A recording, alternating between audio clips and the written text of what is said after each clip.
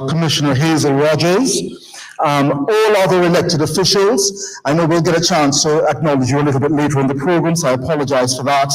All members of the Diplomatic Corps, the Chairman of the National Diaspora Conference, legacy and premium partners, diaspora leaders and diaspora members, friends of the diaspora, persons who are joining us online, we thank you for being with us here online at this time.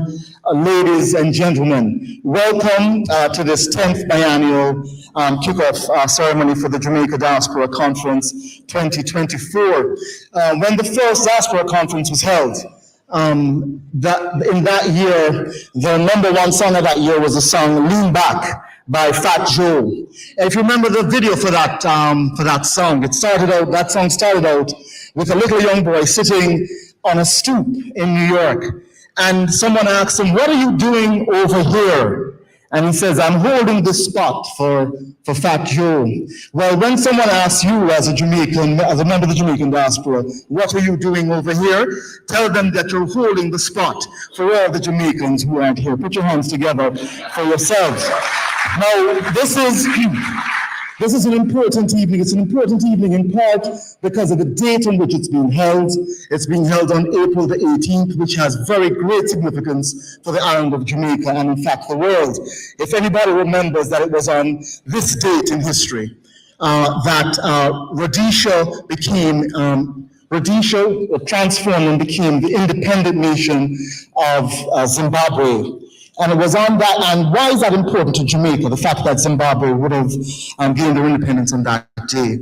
Well, during the Lancaster Accords, which were negotiated by then Prime Minister of Jamaica, the Honorable Michael Manley, but not only was he intricately involved, the Jamaican people intricately involved in the liberation of the folks in Zimbabwe, but also the only and the first person that they asked to perform at their independence ceremony was none other than Bob Marley. So you can put your hands together for yourself and the wisdom in us being here today. And of course, you know, the name Zimbabwe literally means great stone or special stone city.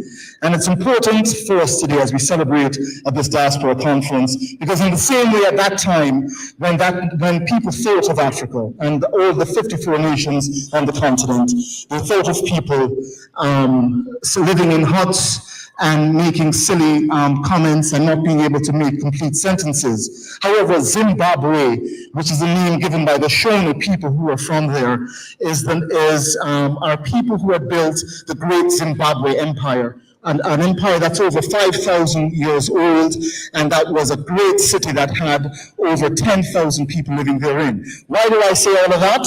Because in the same way that people may have underestimated the island of Jamaica, but Jamaica today, Jamaica's economic freedom score is 68.1, making the economy the 34th freest nation on the 2024 Index of Nations around the world for economic freedom. The Jamaican economy has surpassed its pre-pandemic levels, expanding in real terms by 2.9% year over year for the entire year of 2023 and the first 3 quarters of this year. And the purchasing power of Jamaicans has increased tremendously. In fact, the official amount says that the Jamaica GDP is 29 billion at the end of 2023. However, the World Economic Forum maintains that the GDP of Jamaica is somewhere in the $42 billion range. So put your hands together for all of that. All right, let us now begin. Of course, the next voice that you're going to hear is the voice of an attorney like myself, Miss Anne-Marie Clark, Esquire. You may, if you would like to have your attorney also be your pastor, then she's the lady for you. So could you put your hands together as the Reverend Anne-Marie Clark, Esquire, comes to open us up with an invocation. Wow, I guess I should say, praise the Lord, everyone. To God be the glory. And we'll just invite God's presence that everything that is said and done here will be a blessing to each other, and to glorify God in everything that we say and do. Just bow your heads with me, please. Dear Heavenly Father, as we come together this afternoon, this evening, we want to thank you for your love. We want to thank you for your faithfulness. We want to thank you for all the wonderful blessings you have bestowed on our lives. We know and we acknowledge that we're not worthy. But besides that, God, you still bless us. You still grant us favor. And as we come together as Jamaicans or others who have interest in our homeland, we pray that you'll give us clarity. Each presenter who will stand before this audience, I pray, dear Lord God, that you'll give them clarity, honesty, and help us to have receptive hearts. Bless every home that's represented here. We thank you for the city of Mair, Mayor Messam, and all the commissioners that are gathered here. We thank you, dear Lord God, that we are allowed to have freedom to express ourselves. And we want to thank you, God, that you have allowed us to come in this fashion. Bless every speaker. Bless everyone that's under the sound of my voice. And we ask, dear Lord God, that this event will give you glory, will inspire us, and to help us to have clarity in everything we say and do. Bless our singers. Bless everyone that will be in the forefront participating. We thank you for our Consul General, Oliver Mair, and his team that has put together this wonderful event. We ask you to bless every home. God, there might be challenges here, but we know that you are a God who loves us. You care for us.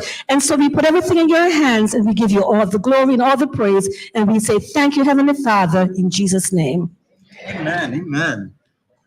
Thank you so very much. We're going to call up the South Florida Caribbean Chorale and Steve Higgins. In keeping with that theme of the rock, the last time someone named Steve appeared in a government building in the book of Acts, the 7th chapter, he was stoned to death. But I'm confident tonight that that will not happen because he's here with the South Florida Caribbean Chorale, who are very good singers despite Steve. Put your hands together as they come. Thank you, my brother.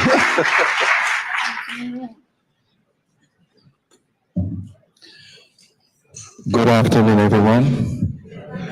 Please rise for the singing of the national anthem of the USA, followed by the national anthem of Jamaica.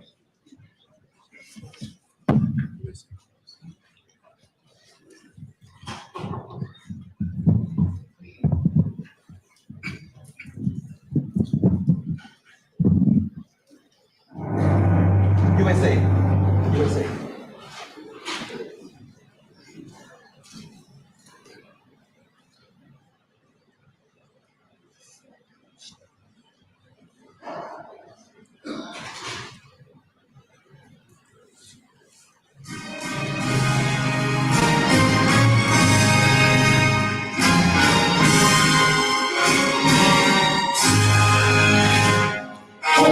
Say that you see by the dawn's early light, like some holy we hail at the twilight's last gleaming, whose bright stripes and bright stars through the perilous night. On the ramparts we watched, where some screaming, and the rockets ringing, the first through the night, that the flag was still there. See us that star-spangled banner yet for the land of the great and the home of the brave.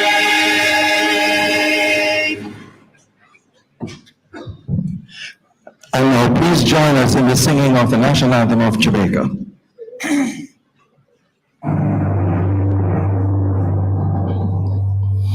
Eternal Father, bless our land. Guide us with thy mighty hand. Keep us free from evil cause. Be a light with boundless stars. To our leaders, great defender, grant wisdom abroad. Justice, truth, healers forever, Jamaica, land we love.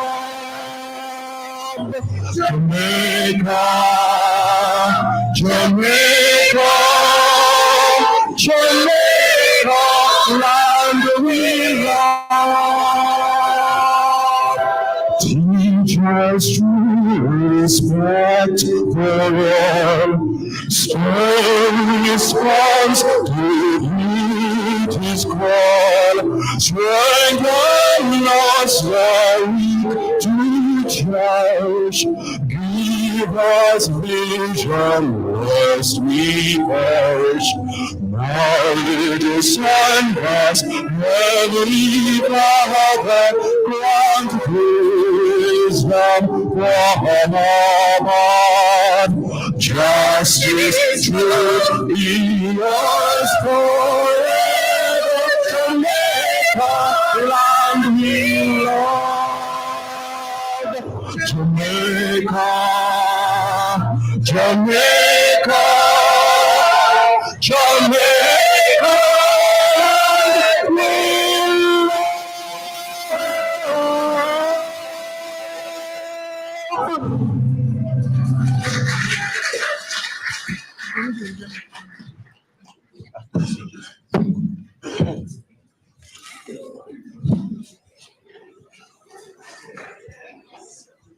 Thank you so very much. If you could give another round of applause to Steve Higgins, Jamaica's premier tenor, and the South Florida Caribbean Chorale. Oh, sorry. Did you? In May of 1955, 7 years before Jamaica gained its independence, there is this tiny, sleepy city of 200 people was founded here in South Florida, known as Miramar. Today, that city is much larger than 200 people.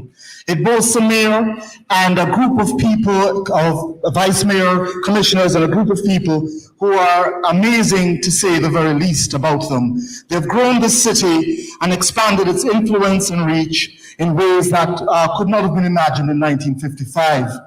We have a mayor of the city who not only is a star football player and a business owner running a multi-million-dollar company, but he's also one of the first Jamaicans to run for president of the United States of America.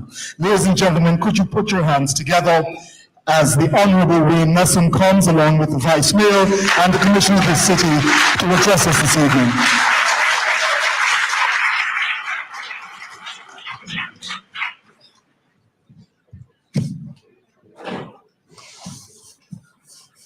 Good evening. Welcome to the Diaspora Satellite launch of the Southern USA 10th Biennial Jamaica Diaspora Conference in the beautiful city of Miramar.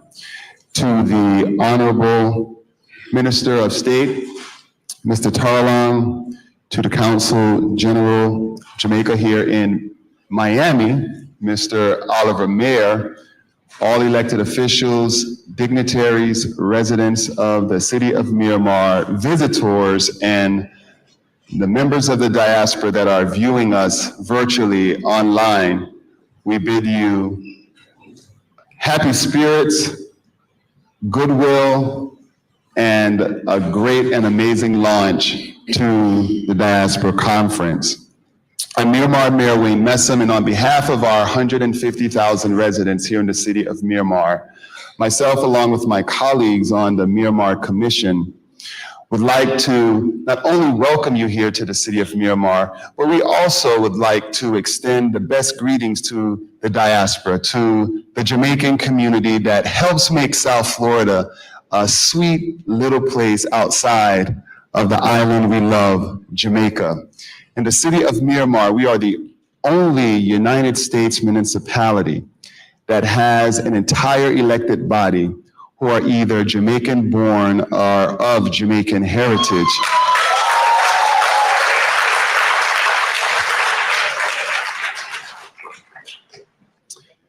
And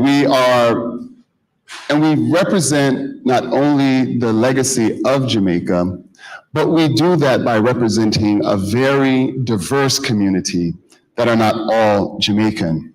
We have residents from all walks of life, many various countries, and we know that we have the pride of Jamaica, but have the capacity to represent a community that is not only diverse, but also loves the Jamaican culture. So on behalf of our community, we welcome you. Now, I see a few purple ties in the place for the right, that are in the room. So, but don't worry to all of the KC old boy. This mayor is not a JC old boy, although I have on a blue tie. So we recognize the rivalry and we know that the spirit is true. And we just enjoy all of the alumni that have the experience of having events here and are our residents.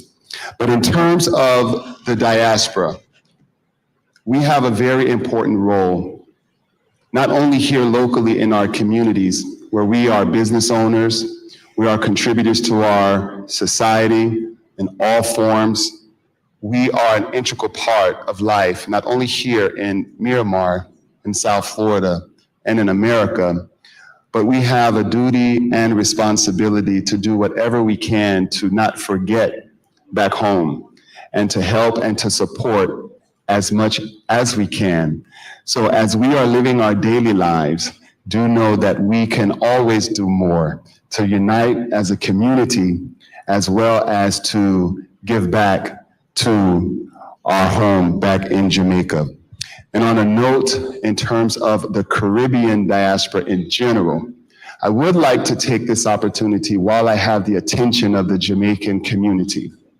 We cannot forget our Haitian brothers and sisters that are fighting for stability in their country.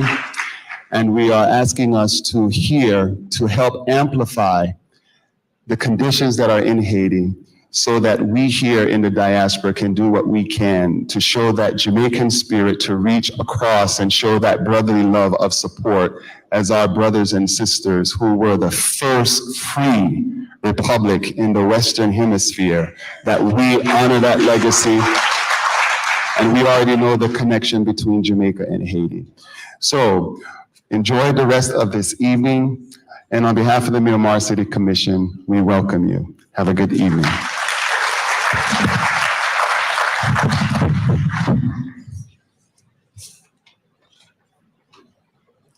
Well done. That was way too formal for me. But anyway, it's good to see so many yellow and green colors represented here. There's an orange over here, which is always welcome. Because guess what? We like the colors of the rainbow, right? We're impartial. I've been going to the Jamaican Diaspora Conference. This is going to be my 5th year, so that's over the last 10 years.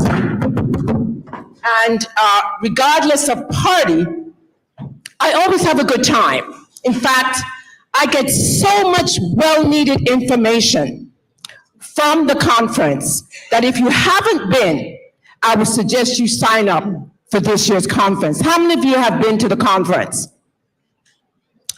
We should have more of you there.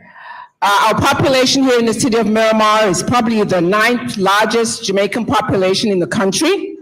And there are a lot of resources that you can bring back for our residents, many of whom don't necessarily go back on an annual basis and could use the information that we get from the resources in Jamaica and we bring back here. Over the years, we've had athletes that come over here and they participate after the pen relays. Of course, recently we brought Reggae Month from Jamaica here, and it really fits in well with our community, which, as the mayor mentioned, is very, very diverse. And so for those of you who haven't brought your home yet here in Miramar, which is always welcoming to you, we suggest you leave from where you are and come and live with us here.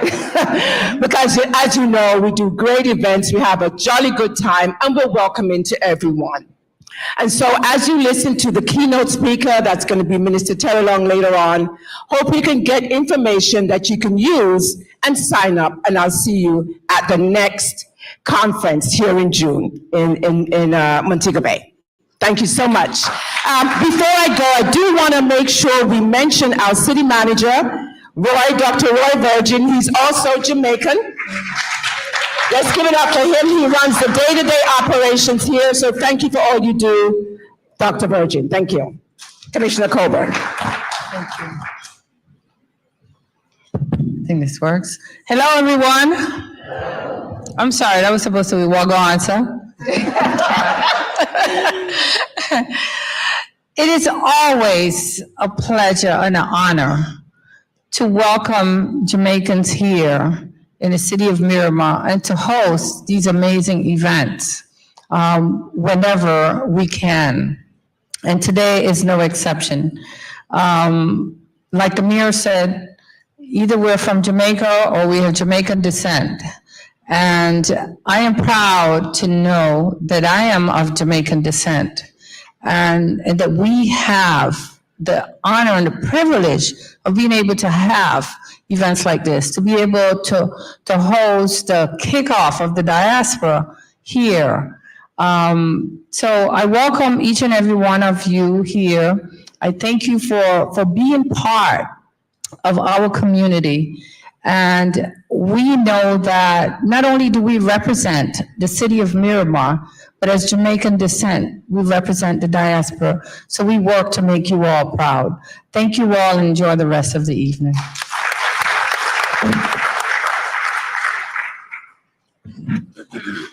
Good evening, everyone. Anyone from Clarendon? Anyone have family from Clarendon? All right, big up. I know protocol already established, but I just want to announce, thank you.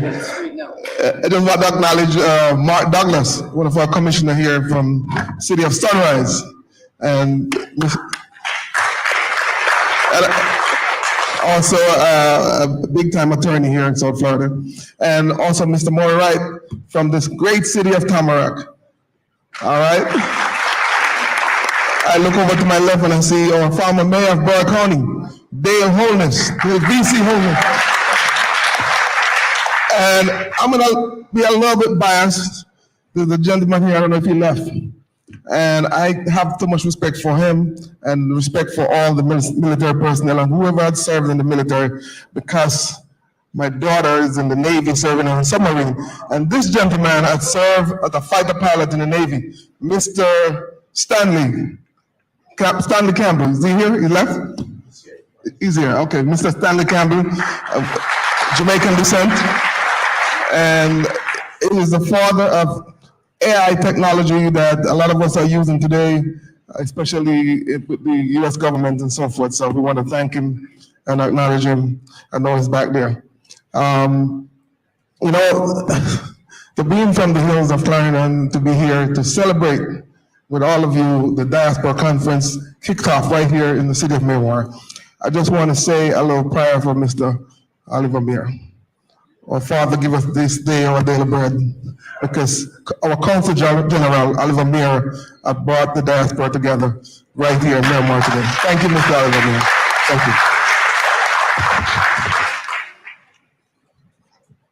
Before we leave, and Mr. Minister, the CG did not ask me to do this, but Oliver Mair came to our community 5 years ago, and time has passed that fast. And when I say he's perhaps the most effective Consul General that has come to South Florida.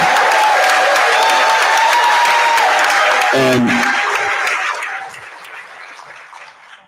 not in just his representation of Jamaica and fulfilling his duties, but he really has integrated into the community in so many aspects, as well as working with his peer consulates representing other nations. So we don't take your service for granted, Mr. Mair, and we thank you for all that you do for the community. And for all of the ladies that were asking me earlier about the First Lady. She did slip in, and Angela is right there, and I want to say hello to her as well. Good night, everyone.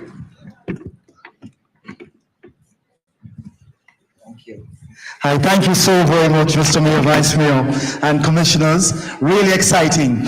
On the 3rd of October in the year 2018,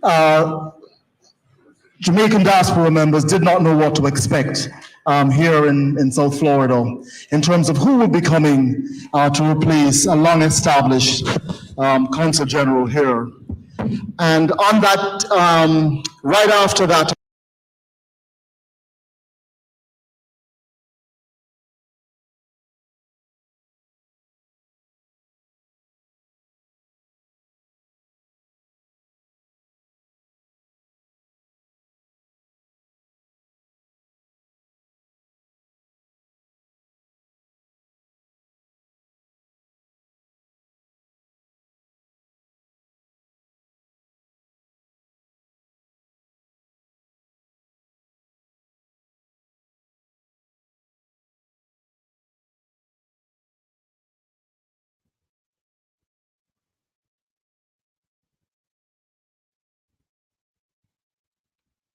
We do apologize. We have lost the feed coming into us.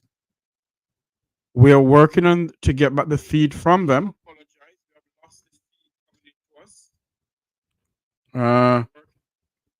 It's not from our end. I think there's a problem coming in from their end. So let us see what can happen. Let us bear with me. Let's see if I can get this thing back up.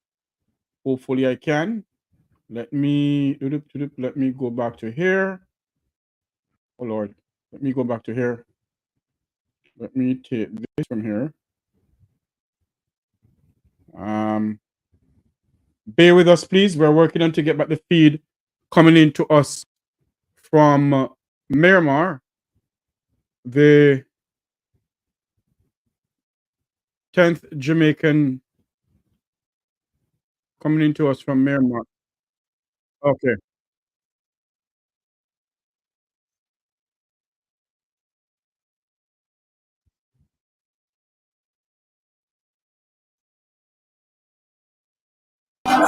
Pull up. Ladies and gentlemen, give yourselves a big round of applause. I will have a lot of money to pay back after that great introduction, but I want to thank you. All right. Thank you very much. So let me know. Ladies and gentlemen, I just want to say a big thank you. I've been here for 5 years. Yeah. First of all, I want to thank each of you for coming out here, being here in person. For online viewers, I know you had some challenges. We can go to Irish Times, right, or Pure Jamaica. But thank you for joining us. Ladies and gentlemen, this community has simply been amazing. And I want to tell you how much I love and appreciate each of you. Thank you for being so supportive. And thank you for supporting Jamaica. This community here, Broward, well, the launch happening here in Miramar, part of Broward County, has more Jamaicans in this county than any other county in the United States. Allow that to sink in. And so this region has become more and more important. And I want to thank all of you for your ongoing support. Thank you for being here. And I want to thank you for agreeing. Let's do this for me. Everybody do this. Everybody just do that for me. Thank you for agreeing to sign up and come to Jamaica for the Diaspora Conference happening June 16th through 19th. It's going to be amazing. The last time the last conference in 2019 was fantastic in Jamaica. You're going to meet was fantastic in Jamaica. You're going to meet was fantastic in Jamaica. You're going to meet in the night, you're going to have engagement, you're going to make business connections. And why are we doing this? Why are we doing this? We're doing this because we love Jamaica and we want to give back support to Jamaica and Jamaicans. I want to welcome, we have welcomed all of our dignitaries, several others to be mentioned, and we have some gentlemen who are going to be prophetic, will rise up in short order from commissioner to mayor. We'll call a name. Wow. But so, Mark, good to see you, my brother. I think that one flew over his head.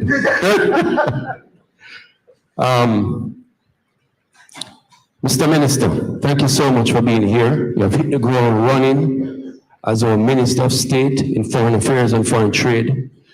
Your work is already being appreciated by the diaspora. You're engaging. The people love you already. In fact, I think you started to rival me here in South Florida, so I have to watch out for you. But let's give our minister a big round of applause.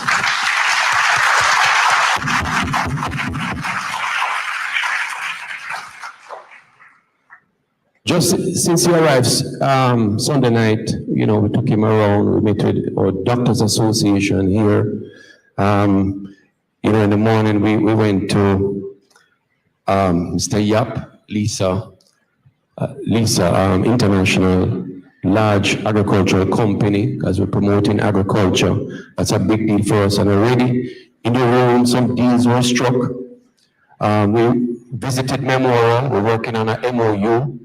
Memorial has been one of many hospitals here, but they've been very supportive to our healthcare system in Jamaica. We went today to the Broward Sheriff's Department and just saw the power of technology, and already we have been working together and we plan to deepen that relationship. And I want to thank the folks on the ground. Of course, our matriarch was with us. Hazel Rogers, Mrs. Hazel Rogers was with us today. Let's give her a round of applause. And I can never forget Mr. Dale Holness, who is always so supportive of all of us here in the community. Ladies and gentlemen, this nation, Jamaica, little but we, and I'm going to just call some names, and I want you to say Talawa, because Jamaica did not just become great because of our current leaders. We're sitting on the backs of some stalwarts. I was proud just 1 month ago to speak in Atlanta at the same podium that our first national hero spoke at, Right Honorable Marcus Mosiah Garvey, in the same church in 1921 at the same podium. And a Jamaican who was at the forefront of creating a movement that has liberated thousands around the world, a Jamaican out of St. Anne. And we have so many Jamaicans that we can be proud of. And I see Mark, I don't know why I feel like a little reading here would be good. That was what you said, Talawa for me. I'm not racing today, right? But anything else I want you to say Talawa, all right? We'll come to have a good time, you agree? Bob Marley, Marcus Garvey, Miss Lou, Usain Bolt, Claude McKay, elected official, the minister, your CG, one leg, pull up. All right, you know me, I have to touch up the thing a little. All right, ladies and gentlemen, and it's all about unity. As I close, unity is very important for us at this time. My favorite team in the World Cup. Don't get vexed, don't get vexed. Bad mind, please don't allow bad mind to come in the room. My favorite team won the World Cup this year, but they had to do it as a team. Every player, Ginger, I see you. Every player on that team was important, and every player played a role in that team winning the World Cup. It was not about Messi alone. He needed a team. Everybody in this room is important. You each have your contribution to make. We each play a part on Team Jamaica. You agree? Yes. Each person here has a critical role to play, and unity is important. And I'm going to give 5 quick reasons why you should go. 5 as in high five. 5 reasons why you should go to the conference this year. 1, you. Acronym for unity. You're going to get unparalleled engagement, connections, and fun. N, it's for national support. It's about Jamaica, about us supporting Jamaica and Jamaicans. And N, the N is also the fact that it is near. Let's jump on a plane. 1 hour down to the conference. Easy thing, right? Then I, it is important. We've had a 20-year movement now here in the diaspora since 2004. This is our first conference, in-person conference since 2019. And it's an opportunity for a lot of linkages and connections. It's also, the I is also for invest. The time to invest in Jamaica is? No, that sounds funky. The time to invest in Jamaica is? No. Ladies and gentlemen, I won't go too much into it. But Jamaica enjoyed 20 quarters of economic growth before the pandemic. I get in the wrap-up signal. And after the pandemic, we have enjoyed over 10 quarters of economic growth. Put your hands together for Jamaica. The T in unity is the themes that will be covered: peace, productivity, and youth empowerment. And why in unity is yields. What do we expect to get? Stronger national development, collaborations. It's part of our civic responsibility, assisting education and promoting peace and unity. So ladies and gentlemen, now is the appointed time. Today is the day. Get on your phone and register. No time to lay. Great engagement, connections, and fun await you on your stay as you head down to the 10th Biennial Conference in Montego Bay. One love. Thank you.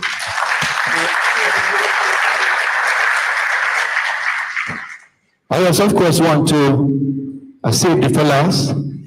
Nobody didn't signal to me for this one. Special big up to members of the consulate at the city at the bar. Let's give them a round of applause.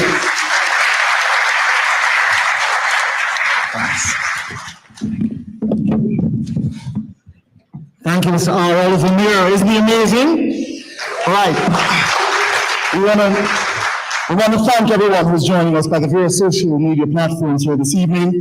Just a note to the technical team, I'm being informed by text that the Zoom link is not connected, so you might want to check on that for us, please. Thank you so very much.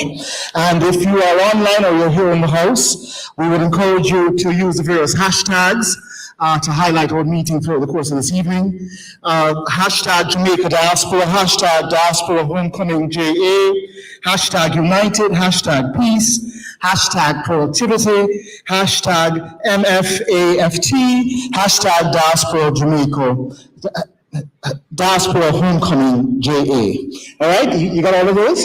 And you're sending it all out right now, is that correct? All right, on February the 16th, in 2019, you heard him here sing for you a little bit this evening. But for the first time ever, a Consul General from the Consul General Corps here in South Florida participated as a crooner in singing along with the next voice that you're going to hear from, Steve Higgins. And on that date, he showed South Florida and the entire Jamaican diaspora that he is more than just the Consul General. He is more than just a thespian. He's more than just a titan of industry. He's more than just all these accolades that we've given to him. He's also an amazing crooner. Ladies and gentlemen, put your hands together as Steve Higgins and the South Florida Curtain Chorale comes to do a rendition of Jamaica Land of Beauty. Thank you, Mr. MC. I don't know if everyone knows this, but when the selection committee in Parliament in before independence, before they selected Eternal Father Bless Our Land, the song Jamaica Land of Beauty was one of the submissions for the competition. Did you know that? Everybody gone home. You knew that? Okay, one person knew that. All right, so we'll do Jamaica Land of Beauty right now.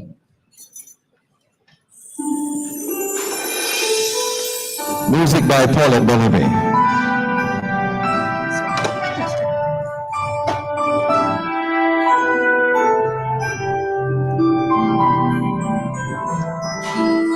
Jamaica, land of the beauty, we promise faithfully to serve thee with our talents and bring our gifts to thee. Jamaica, we will always in honor of thy name. Work steadfastly and wisely, and never bring thee shame. From riverside to mountain, from Canefield to the sea. Oh, heart salute Jamaica, triumphant, proud and free.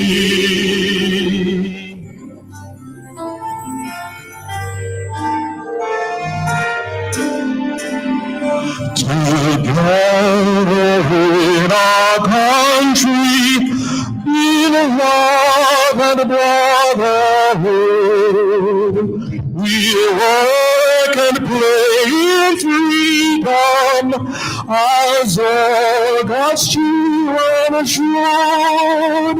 With hearts and hands united,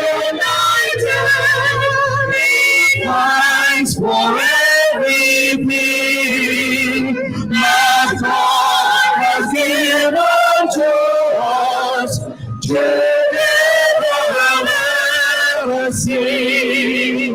From riverside to mountain, from Canefield to the sea.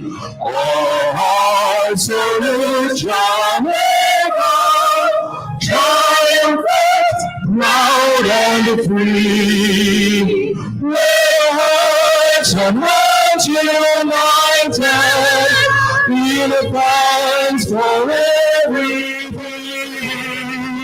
that God has given to us. Together let us sing. From riverside to mountain, from Canefield to the sea. Oh, heart salute Jamaica, triumphant, proud and free.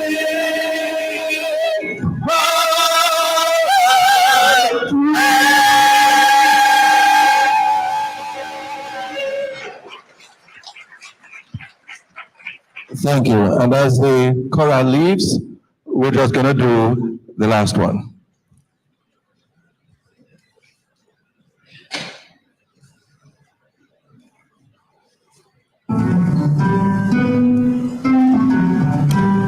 This a long time, girl, we never see you. Come make me hold your hand. This a long time, girl, we never see you. Come make me hold your hand, everybody. We let John Cross sit on my tree top, pick up the blossom, make me hold your hand, girl, make me hold your hand. This a long time, girl, we never see you. Come make me walk and talk. This a long time, girl, we never see you. Come make me walk and talk. We let John Cross sit on my tree top, pick up the blossom, make me hold your hand, girl, make me hold your hand. This a long time that we never see you. Come make a wheel and turn. This a long time that we never see you. Come make a wheel and turn. We let John Cross sit on the tree top, pick up the blossom, make the whole hand down, make the whole hand. Make a wheel and turn till we tumble down, make me hold your hand down. Make a wheel and turn till we tumble down, make me hold your hand down.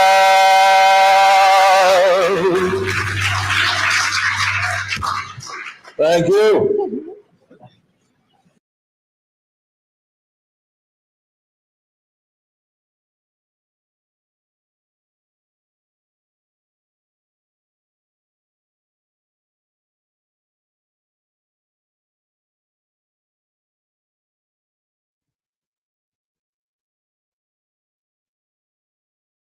Wow.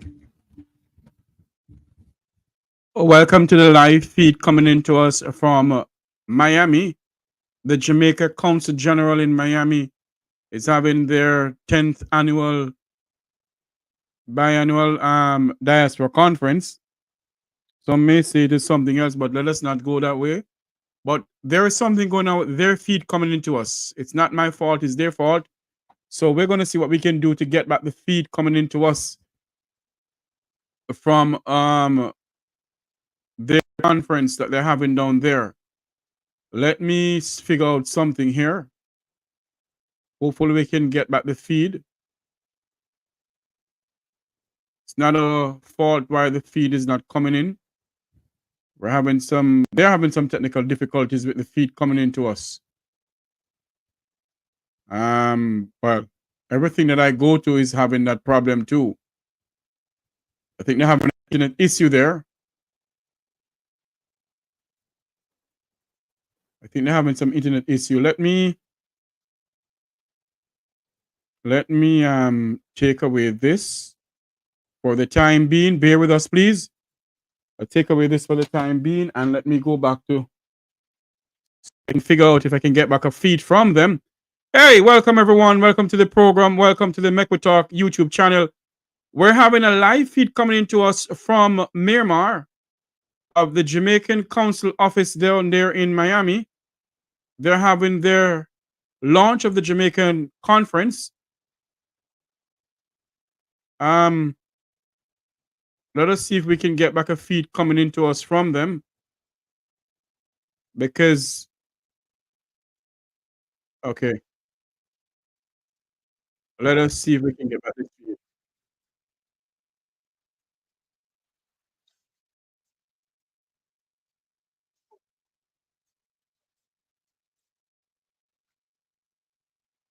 Bear with us, please.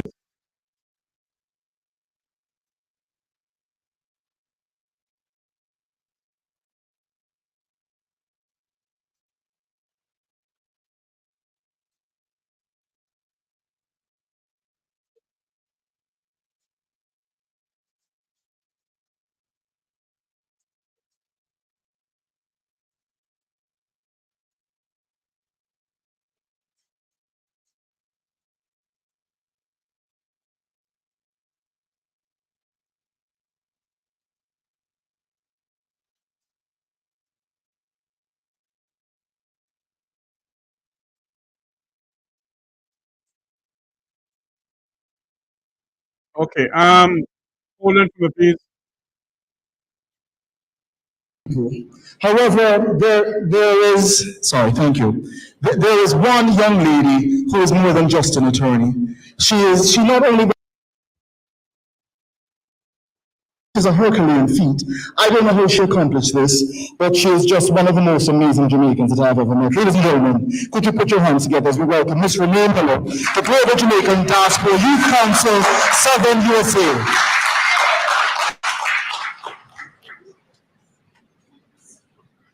Good evening. Okay. Representing the vibrant and spirited youth of the Global Jamaica Diaspora Youth Council. As we gather here at the satellite launch of the 10th biannual Jamaica Diaspora Conference, I am eager to extend an invitation that resonates with the hopeful heart of our island nation. Our beloved Jamaica, a tapestry woven from threads of resilience, culture, and spirits, is on the cusp of transformation. This year, our conference embraces the theme, United for Jamaica's Transformation, fostering peace, productivity, and youth empowerment. It is not just a theme, it is a call for unity, action, and a pledge toward a brighter future for our homeland. I extend this invitation not just as a formality, but as a heartfelt call to everyone. Come join us from June 16 to 19 in Montego Bay, where we will lay the stones to build bridges of peace, carve out paths towards greater productivity, and uplift the voices and hands of our youth, the custodians of tomorrow's Jamaica. As the Global Jamaica Diaspora Youth Council representative, I see the fire of potential in the eyes of our young ones. This energy is ready to be harnessed into initiatives that drive, change, and ignite progress. Our commitment at this conference is to empower them, to ensure that every Jamaica feels seen, heard, and equipped to contribute to our nation's journey towards peace and prosperity. Let us unite under the Jamaica sun this summer to celebrate our heritage and to pledge our collective efforts towards a transformed Jamaica that shines brighter than ever before. Your presence is invaluable, your contribution significant, and your potential to make a difference limitless. Thank you for being a part of this pivotal moment. We look forward to welcoming you home, where together we will step down to peace, productivity, and power of our youth. Thank you.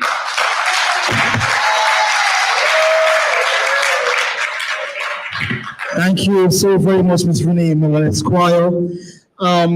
The griots in the African tradition have always been those who keep African history alive and who pass it down to other generations. Well, Jamaica has had a distinguished history of having griots. This evening, you're going to get a chance to hear from a group that was started approximately 8 years ago. It's made up, although they're not all here today, just a few, made up of elementary school children, middle school and high school children, under the distinguished leadership of Miss McCreary. They sing and perform to Afro beats, they dance, and they do poetry, but most importantly, they keep the Jamaica cultural heritage intact. Ladies and gentlemen, could you put your hands together for a performance by Drumming Fingers.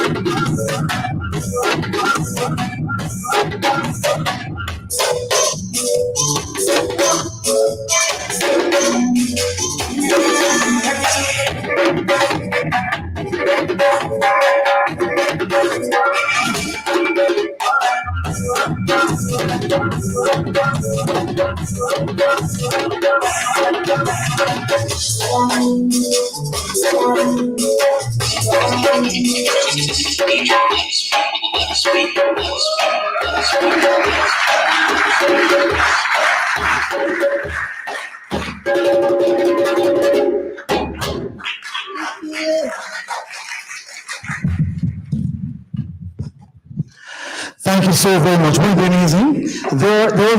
Yes. There are very few people who ever make it to become a member of the chartered group of bankers in London, England. However, one of our sponsors here this evening, one of our amazing sponsors from VM, the chairman and president of that organization, VM Group, and the conference chairman for this august event here this evening. He's unable to be with us here this evening, but he sends his regards, and you'll be seeing him when you go down for the conference in Jamaica. Could you put your hands together for Mr. Courtney Campbell?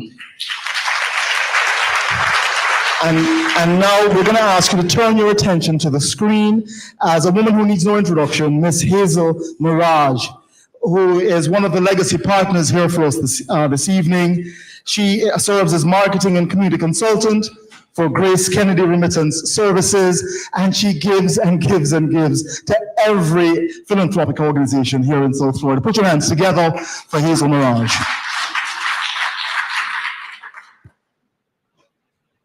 Good evening, all protocols observed. On behalf of the entire Grace Kennedy family, I bring warm greetings and immense excitement to this momentous occasion, the launch of the 10th Biennial Jamaica Diaspora Conference in Miramar, Florida. Grace Kennedy is deeply honored to serve as a legacy partner for this conference since its very beginning. This year's theme, United for Jamaica's Transformation, Fostering Peace, Prosperity, and Youth Empowerment, resonates deeply with us at Grace Kennedy. It reflects our shared commitment to building a brighter future for our beloved Jamaica.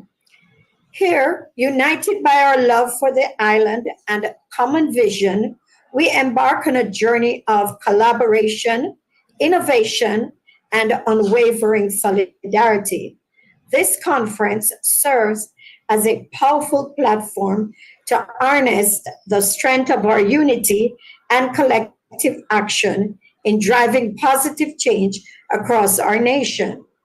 Peace, prosperity, and youth empowerment are indeed the essential pillars for building a better Jamaica. Whether through philanthropy, entrepreneurship, or advocacy, your individual and collective efforts continue to make a profound impact on the lives of Jamaicans, both at home and abroad. Your roots are firmly planted in the vibrant soil of Jamaica, and now is the time to nurture that connection through investment. Your expertise, resources, and passion can drive transformative change Let us harness the power of our collective potential and build a stronger, more resilient Jamaica. As a company with deep Jamaican roots and global reach, Grace Kennedy is fueled by the strength of the diaspora as we strive to achieve our 2030 vision, becoming the #1 Caribbean brand in the world. On behalf of the entire GK family, I want to extend a big thank you to every member of the diaspora who has supported us along our journey, from purchasing our Grace food products to sending money back home through Western Union. Together, we are making a meaningful difference in the lives of Jamaicans everywhere. On that note, I extend a heartfelt invitation to all Jamaicans, near and far, to join us in this landmark staging of the conference. Together, let us unite for Jamaica's transformation, working hand in hand to build a nation we can all be proud of. Thank you. Thank you so very much, Hazel Raj. Another legacy partner, of course, is JN Money Services and Ms. Maxine Hines, who has served in every executive position for this amazing organization, is going to be speaking with us this evening. Ms. Maxine Hines is a Regional Manager, USA Southeast for JN Money Services. And I know she's important because she has her own music. See Jamaica in the one move. Help me with my song and let the people they come sing along. Take up your cuttle and to shovel in your home. Take up your books, the people let us go. Call up the youth and brother let us show. Sweet Jamaica, we really want to go. If them a dread, let them run, they make them come. A pleasant good evening to all that's here or who are here. Thank you so much for coming. Thank you to our Master of Ceremonies, the Honorable Alando Terrelonge, State Minister, Minister of Foreign Affairs and Foreign Trade, Consul General Oliver Mair, city, county, and state representatives, fellow legacy partners, sponsors, partners, members of the diaspora, and my fellow Jamaicans. Good evening. It is an absolute pleasure to bring you, on behalf of the Jamaica National Group and our CEO, Honorable Earl Jarrett, greetings. This year's staging of the biannual Jamaica Diaspora Conference is a milestone event that celebrates and strengthens the profound bond between Jamaica and its family across the globe. As we gather here, we are reminded of its resilience, the vibrancy, and the unwavering spirit that defines the Jamaican people, no matter where we are. The upcoming conference holds immense significance. It is a commemoration of a decade of collaboration and unity under the theme United for Jamaica's Transformation, fostering peace, productivity, and youth empowerment. We believe this year's theme is a wonderful selection as it summarizes our collective mission, a mission to uplift, to empower, and to continue transforming our beloved Jamaica into a beacon of prosperity and opportunity for all. The Jamaican Diaspora Conference is a testament to the enduring ties that bind us together, ties of culture, of heritage, and of shared dreams for a brighter future.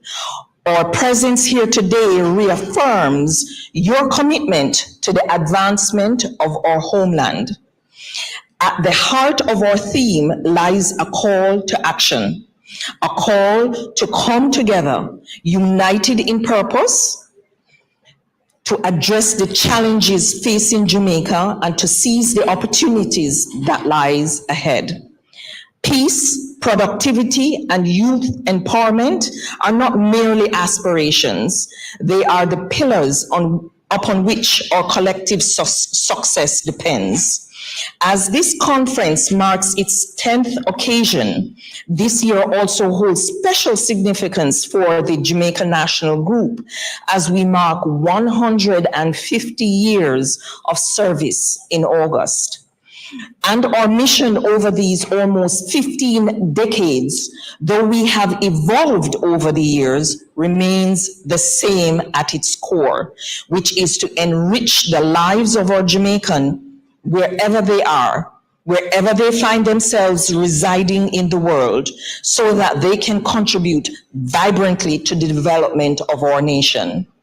As we celebrate these parallel milestones, let us seize this upcoming gathering as an opportunity to forge new partnerships, share ideas and best practices, and to harness the power of our collective skills and resource to effect positive change. Let us make this 10th biennial Jamaica Diaspora Conference another dynamic and impactful one, so that together we can build a Jamaica that is prosperous, peaceful, and brimming with opportunity for all. Let us roll up our sleeves, work together, united in purpose, united in passion, and united in our love for Jamaica. One love, and may this conference initiate sincere actions that will rebound to the achievement of our many possibilities. Thank you. Thank you so very much, Regional Manager Maxine Hines, J and Money, connecting people and communities globally. Another legacy partner that you're going to be hearing from here this evening is none other than, I believe, is a Miramar resident, Miss Suzette Rochester Lloyd. She's Chief Representative for VM Group Florida. Put your hands together as she comes at this time.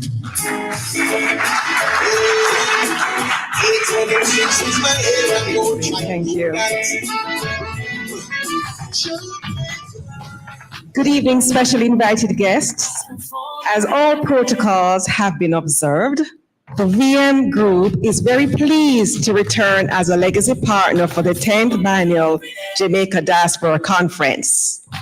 We're confident that all attendees and participants of this year's staging in Montego Bay will be well rewarded and that there will be tangible outcomes that will help to transform lives. As we gather from different corners of the globe, let's seize this historic homecoming opportunity.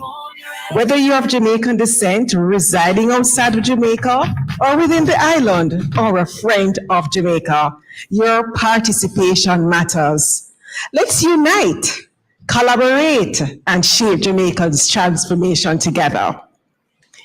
The diaspora marketplace will also offer significant value for business owners to make transformational connections with other Jamaicans living across the world. In particular, the VM Group offers a diverse range of products and services to support your financial well-being. For example, as you can see from my banner here, savings and home loans, wealth creation, real estate, business and corporate solutions. So if you're an entrepreneur or a business owner, we offer tailored solutions to enhance your business's financial health. From business loans to cash management services, we're here to support your growth and success. Savings and home loans, whether you're saving for a rainy day or planning to purchase your dream home, our savings and home loan solutions can help you achieve your goals. Wealth creation. Building wealth requires strategic investment and financial planning. And of course, everyone would love to own a piece of the rock. So investing in real estate can be a lucrative venture. Whether you're interested in residential properties, commercial spaces, or land, our real estate experts can guide you through the process. Remember, financial well-being is about making informed choices and aligning your investments with your aspirations. Let's work together to achieve your financial well-being. Thank you to the Ministry of Foreign Affairs and Foreign Trade, the organizing committee, the legacy partners for making this event possible. May God bless you all, and may God bless Jamaica, land we love. Thank you.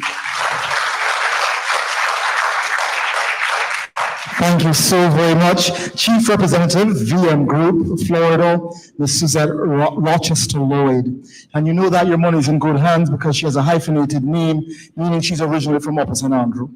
All right. The next voice that you're going to hear from is one of the platinum partners for this August event here this evening. And in all of 2023, the first 3 months of this year, Jamaica has had record numbers of tourists visiting the island of Jamaica. Well, the next voice you're going to hear from is Mrs. Carleen Shakes, the National Regional Sales Manager for the Jamaica Tourist Board. Put your hands together as Mrs. Shakes comes.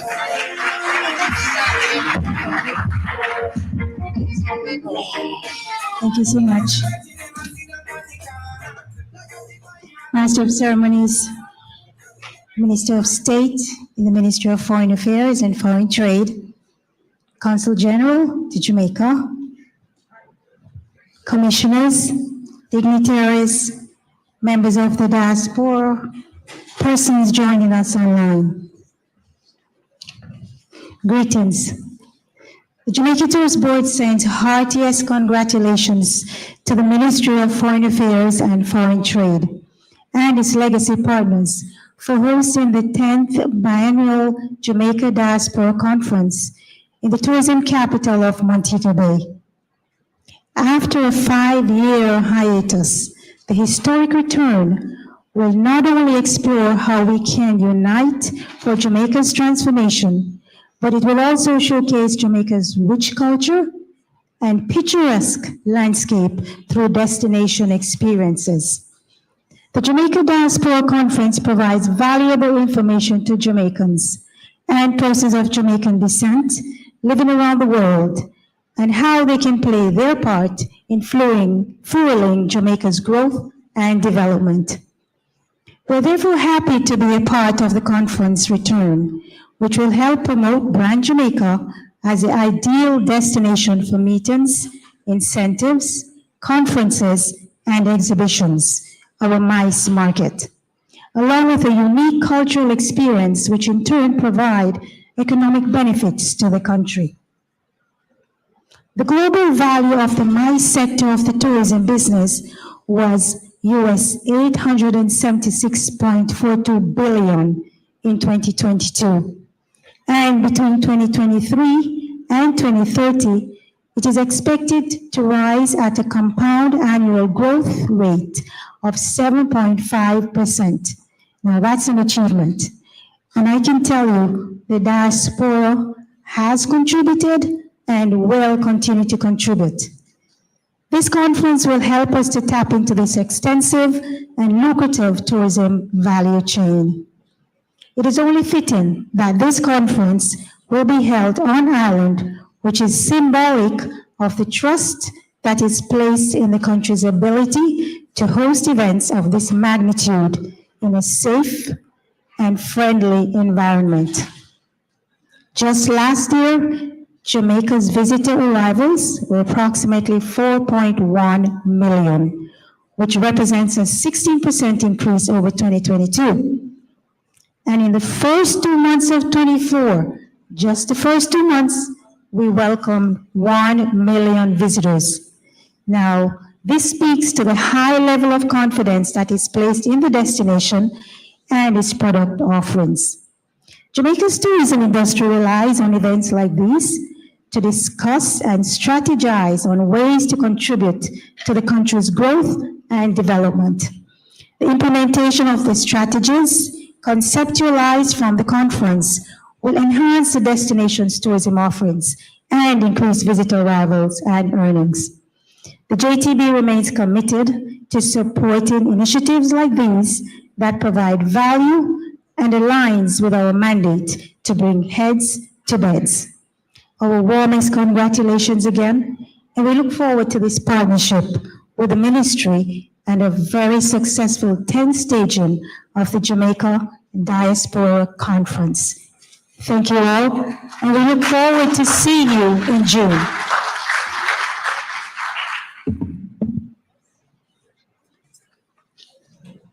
Thank you so very much, Mrs. Caroline Cheeks. We appreciate that. The next voice that you're going to hear from is someone who you may, if you have been watching Black Enterprise, the interview that they did with this gentleman, it was so riveting, you couldn't turn away.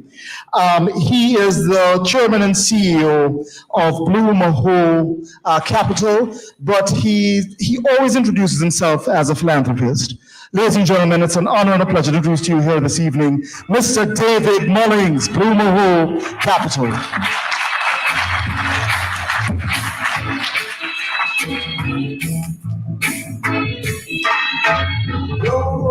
Good evening, and all protocols observed.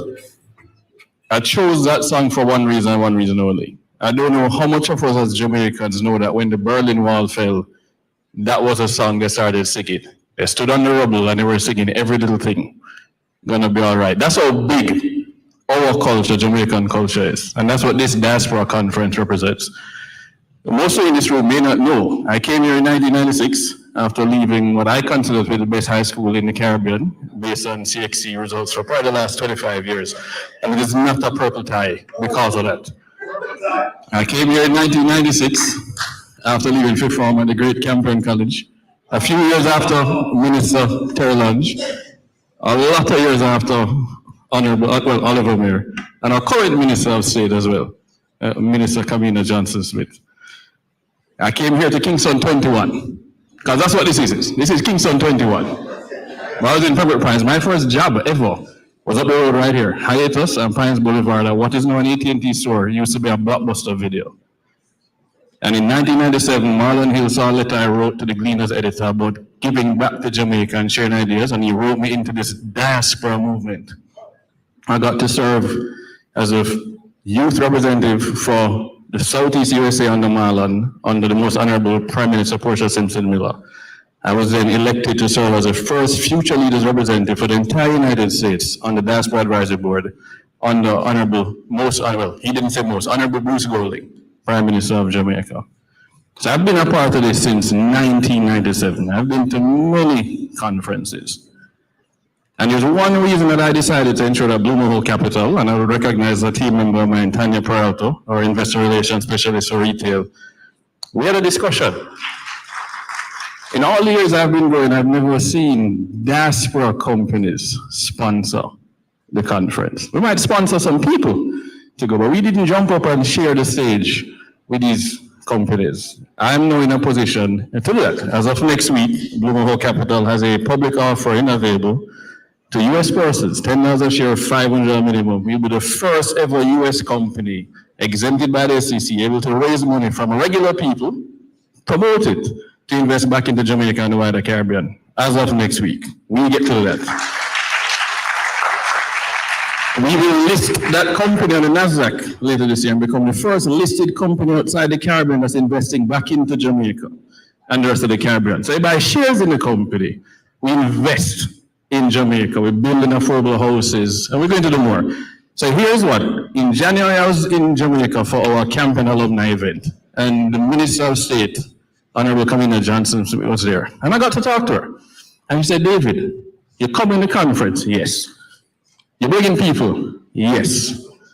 You're sponsoring? Nah, I don't know. And in talking to her, the fact that she's willing to engage with me and encourage me to say, don't just come on top, put your money where your mouth is. Show people that you came through this future leaders thing, this movement, into the board. You're part of it. You're now invested down there and giving people a way for them to invest down there. We can issue bonds, so we could do a diaspora bond from the private sector. But here's what I love the most.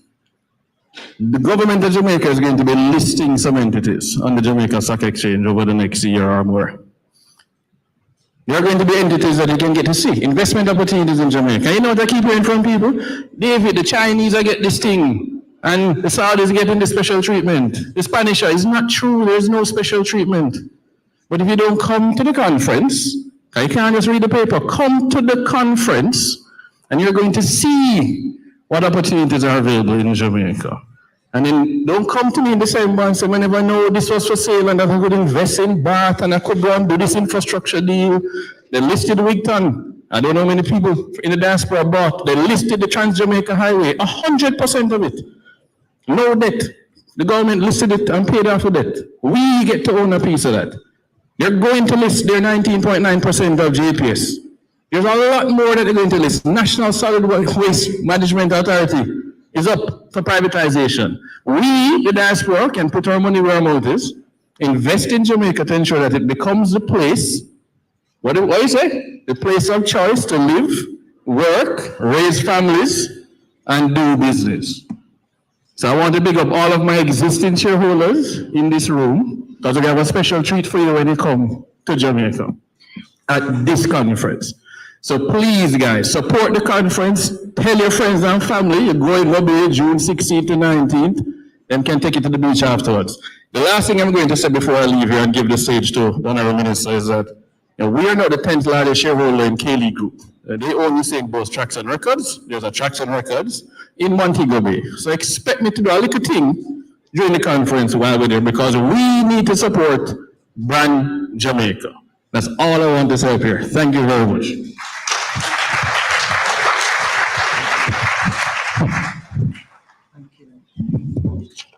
Thank you so very much, Mr. David Mullins.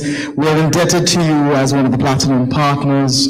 In case you're wondering, as you're sitting here at the Diaspora Satellite launch for the Southern USA 10th Biannual Jamaican Diaspora Conference, how do I register for that? Well, you would register for that by going on the link, diasporaconferenceja.eventbrite.com, diasporaconferenceja.eventbrite.com. All details on the conference, hotel partners, and the registration platform are contained on that site.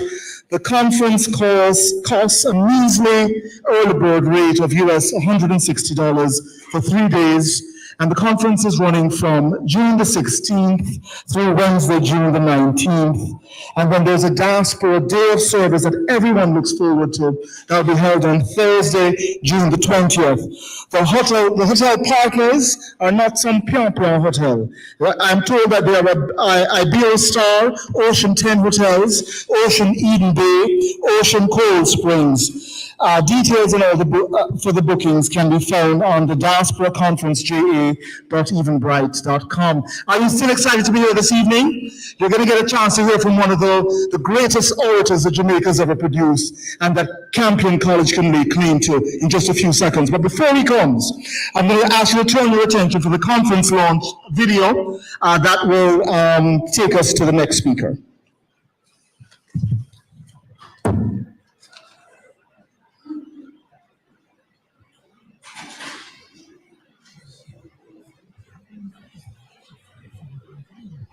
Plan and execute a Diaspora Day of Service activity in a community of your choice. Reconnect with our roots, network, explore business and development opportunities, and re-establish connections, all while savoring local cuisine. Our goal is action. We're not just talking, we're planning, executing, and growing together. Join us as we write the next chapter in Jamaica's story, one of unity, innovation, and collective growth. Register now at diasporaconferenceja.eventbrite.com. Don't miss out. Our early bird special of $160 for 3 days ends May 15. The 10th Biennial Jamaica Diaspora Conference, united for Jamaica's transformation, fostering peace, productivity, and youth empowerment.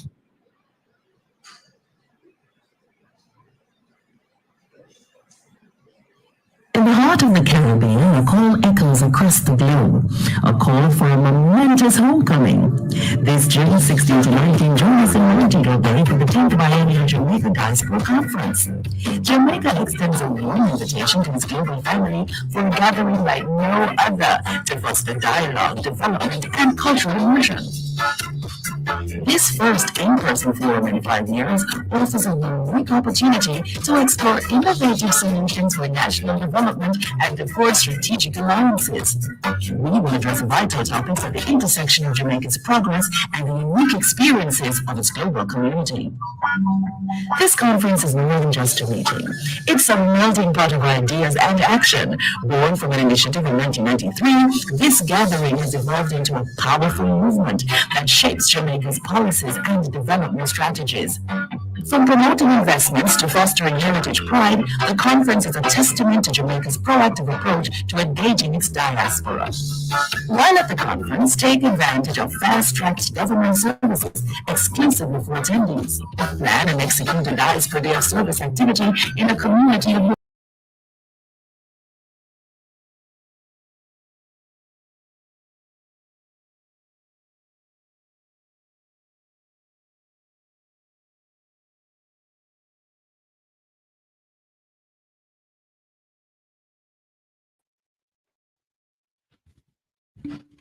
We're going to rejoin the live Jamaican Diaspora Conference, or launch of the Jamaican Diaspora Conference from Miramar, the city of Miramar in,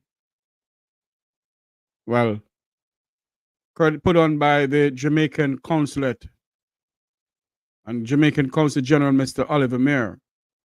We're going to go back live to them as soon as we get back the live feed. We're going to go live back to the live conference going on down there in Miramar.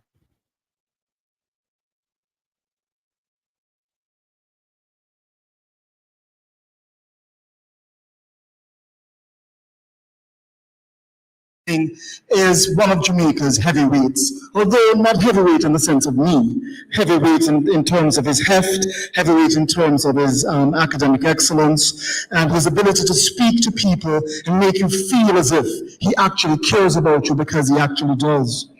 Well, the next speaker that you're going to hear from actually is a graduate of Campion College, where they hold him up as perhaps the most esteemed alum of that institution. Unlike Jamaica College, that has so many others. All right, he has multiple degrees from almost every university in the world. He has degrees from the University of the West Indies at Cave Hill. He is an attorney, and so he has a degree from the Norman Manley School of Law. He also has degrees and certificates from the University of Warwick. Many of you may remember that St. Catherine served as the former capital of Jamaica under Spanish rule. And so this next voice you're going to hear from, he is a member of parliament for St. Catherine East Central, perhaps one of the fastest growing MP areas in all of Jamaica, and definitely one of the most influential. Ladies and gentlemen, could you stand to your feet at this time and welcome to the podium the Honorable Alando Terrelonge, Member of Parliament, JP, Minister of State, Minister of Foreign Affairs and Foreign Trade. It is indeed an honor to have you here this afternoon, sir.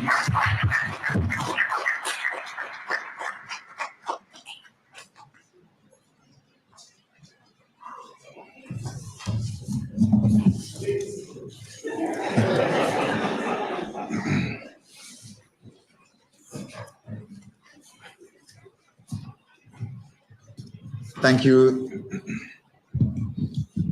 Oliver. My salutations. My salutations. Mike, I wonder if I have to hold them. Yes. Thank you. Do I have to? You don't have to. Yeah, that's fine. Yeah. You should be able to. Sorry. Mike. Thank you so much, Master of Ceremonies, George Norman Hemming, and of course I had the privilege of being here last August when we celebrated Independence Day right here in Kingston 21. And of course, Pastor Hemmings gave quite The show, I really, really enjoyed his rather thespian approach to the gospel and, of course, to how he hosts us all. So it was indeed a pleasure. Good to see you here again. Of course, Mayor who was here earlier and the other elected officials, our own Consul General, Oliver Mair, who has been such, yes, please, who has continued to be such a remarkable son of Jamaica, and we certainly laud the work and connections that he has made for our diasporans right here in South Florida. Thanks to you and the team for having organized this launch event for the Jamaica Diaspora Conference right here in the United States of America.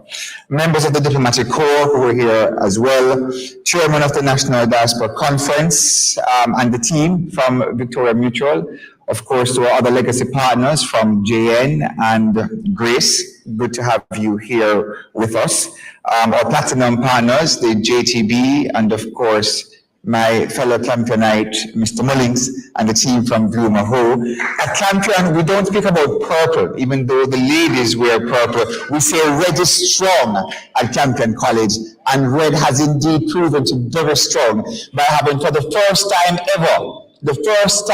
ever, how are you doing? The first time ever, we have a company in the diaspora. We have diasporans who have come on, not just as members coming back to Jamaica, but as sponsors. And it really, really does set a historic trend. Please give the team at Bloomer Ho a round of applause as we look forward to more companies in the diaspora becoming sponsors for the diaspora event. The diaspora event is your event as we engage, connect, and serve to empower you all. Friends of Jamaica, one and all, distinguished guests, and of course, members of our Global Jamaica Diaspora Council and Global Jamaica Diaspora Youth Council, the one true Global Jamaica Diaspora Council who are here today. And I must thank them both for their message of unity with which they delivered this evening. Ladies and gentlemen, thank you all for joining us here today. Since assuming this role as Minister of State with portfolio responsibility for diaspora affairs in the Ministry of Foreign Affairs and Foreign Trade, I have certainly enjoyed the privilege of traveling to various Jamaican communities to celebrate with you all, my Jamaican family. Because that is simply what diaspora means. It means our extended family living abroad, and there is no Jamaican household that does not have a member or two living outside of Jamaica. For myself, I have a brother and a sister who live right here in the United States, and of course there are cousins, the aunts, uncles. My grandfather is buried here. My grandmother is also buried here, and so there is that connection that we all share. As we launch this evening's event, I welcome you on behalf of the Prime Minister and the government of people who reside in Jamaica to welcome you, our extended family, back home to Jamaica. The Diaspora Conference is an opportunity to reinforce the message that you belong. Whether you are Jamaican who left in the 60s, 70s, 90s, 2000s, or last week, you belong. Whether you were birthed here, you still belong. And that is in keeping with the message and spirit of unity as we look forward to welcoming you to Montego Bay come June 16th to 19th for this prestigious conference. The conference is being hosted under the theme, United for Jamaica's Transformation, fostering peace, productivity, and youth empowerment. The theme for me rings home even more truthfully as we look at each other right here across the room. United for one common goal, a Jamaica that wins. A Jamaica that wins is a Jamaica that wins for everyone, whether you're at home or whether you're anywhere in the diaspora, be it in the United States, be it in the United Kingdom, Canada, Africa. We have Jamaicans in Panama, we have Jamaicans in China, Japan, every single corner, all across Africa, every single corner of the world, we have Jamaicans, and we must remain united. Now, I do appreciate that whilst we are united, we all have different views about the future of Jamaica and about how Jamaica ought to be governed. Notwithstanding those views that we share, we must remain united, recognizing that there is one elected Prime Minister of Jamaica, and that is the Most Honorable Andrew Holness. We must also recognize that there is one government that represents the people and their interests in Jamaica, and that is the government headed by Prime Minister Andrew Holness. And whilst we have different views, there are ways to communicate those views so that those looking outside do not see a fractured Jamaica. Those looking on the outside must see, yes, a Jamaica united, and whilst there might be criticisms, that those criticisms are constructive and solution-oriented to uplift our people and to uplift our nation. Criticism that stems from the viewpoint to tear down and to ostracize others. Criticisms that only seek to see Jamaica burn. Criticisms that run with propaganda. Criticisms that spread malicious lies and vicious falsehoods, because in essence that's what misinformation and propaganda is. It is malicious lies and falsehood. Those criticisms serve not to uplift Jamaica, but to tear Jamaica apart. And we have to push back against the negativity, because there are so many positives happening in our beloved home of Jamaica, land we love. So yes, there are some 3 or 5 persons who have created mischief surrounding growth and development in Jamaica. And they would have the rest of Jamaica believe that we're not united, that the entire diaspora is against Jamaica. And I stand here to indicate to you all that in all my travels across the world, meeting every single one of you, our extended family members, you have all indicated we are united to uplift and build a better Jamaica, and we will not allow 3 or 5 persons to speak for 3 million.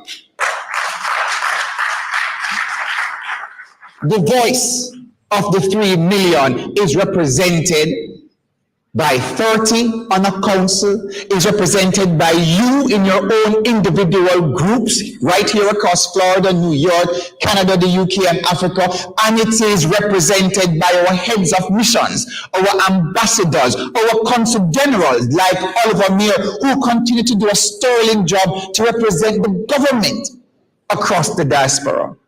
And most importantly, it is represented by a government who believes that in ensuring that we build a better and more productive economy, we will generate the growth and the capital and the money to truly care for the people of Jamaica. As our Prime Minister says, it takes cash to care. And we are the government that is building the economy to create that surplus, so we have the cash to care.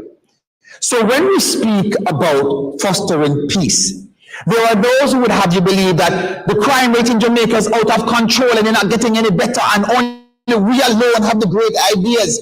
Well, I can assure you that year-to-date statistics as at April 2024 shows a 14% reduction in crime in Jamaica, and that is something that we can all be proud of. Prime Minister Andrew, be proud of. Prime Minister Andrew Holness and Security Minister Dr. Chan, they have been working with keen experts, not just in Jamaica, but across the world, to ensure that the requisite technology and skills reduction in crime. And that is how we are fostering peace. We understand that a nation that is at peace is a nation that is going to improve its productivity. And so whilst we are seeing dangerous crimes trending down by 14%, we are seeing investment in the human capital of Jamaica trending by more than 400%. So when we talk about skills training and Heart Institute. The Heart Training Institute is our national skills training agency. And some of you would have left Jamaica in the 70s and 80s. You probably recall the days when Heart started out, and Heart was training persons in, let's say, for example, hospitality, so they can work in the hotels. So they would teach the young ladies, how to fold the sheets, and teach the young men how to be better bartenders. And nothing is wrong with that. My mom sold downtown at the market for over 20 years. That sent me to Campion College and paid for me to go to law school. But the point I'm making, amen. The point I'm making is that in upskilling the labor force of Jamaica, we are now investing in tools of great technology. So our students at Heart Training Institute, they are now learning robotics, artificial intelligence, they are learning engineering, they are learning information and communication skills, they are learning the full gamut of technology, because as a government, we recognize that by empowering our youth, we are empowering Jamaica for a better and brighter tomorrow. And when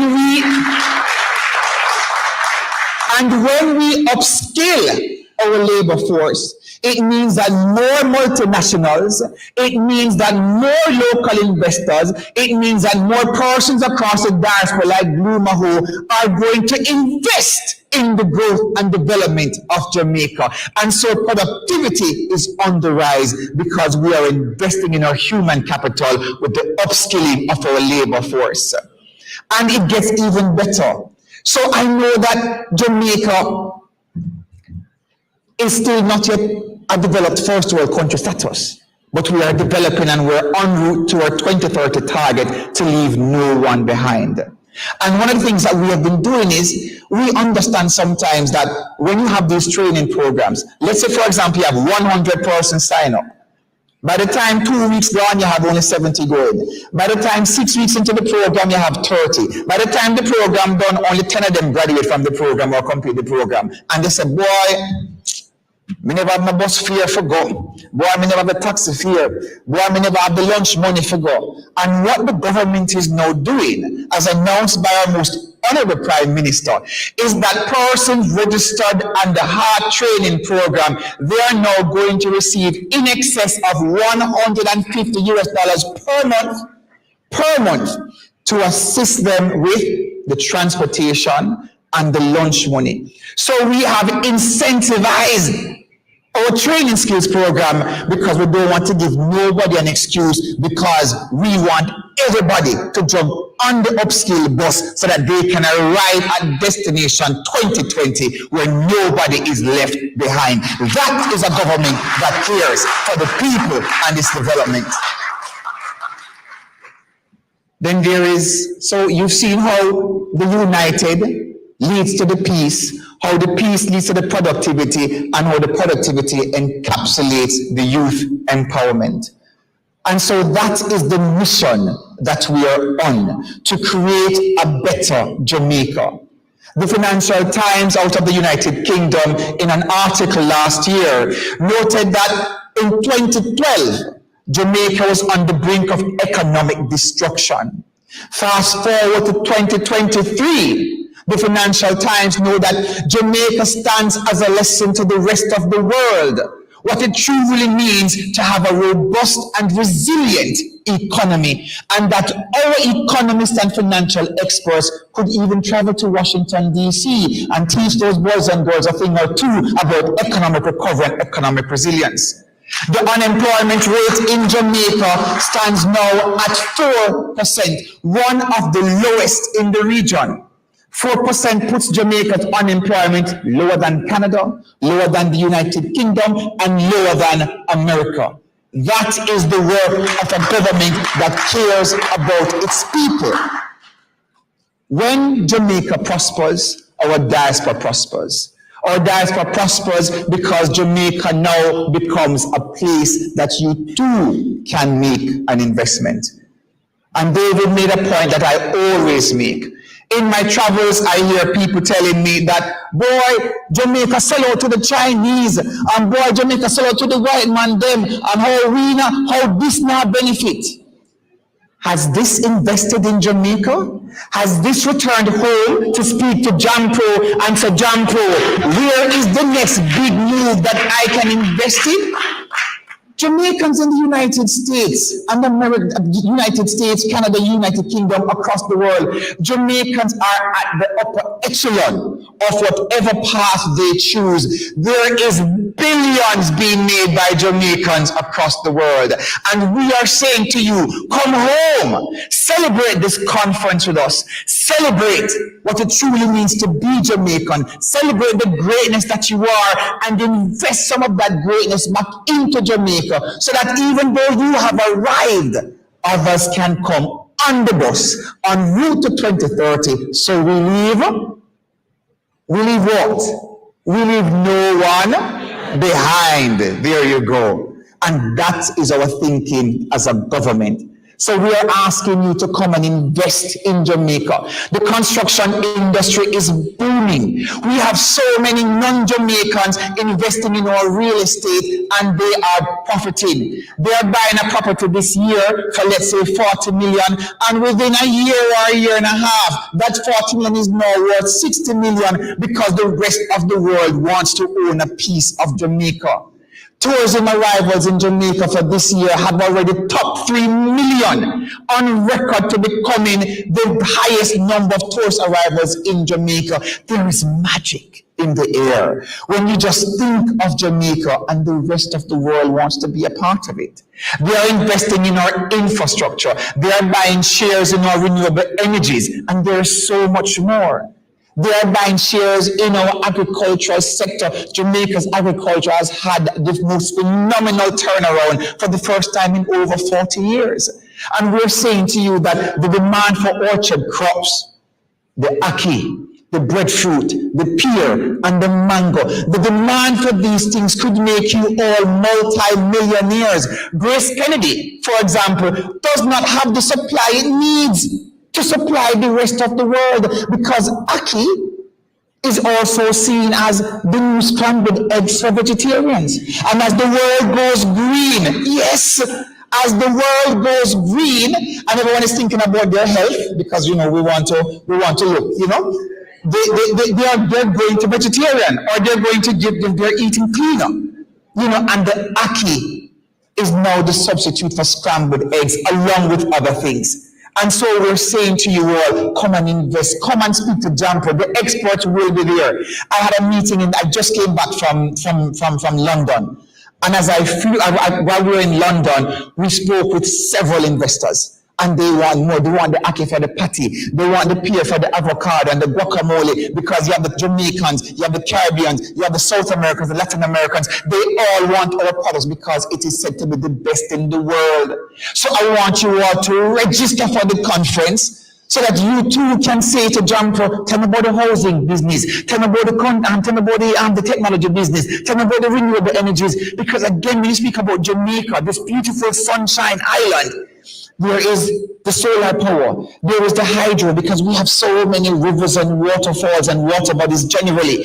And then there's the wind factor, the cool ocean breeze generating our windmills. So I have shares in wind tunnel, of course I do. I was going to make that opportunity pass me.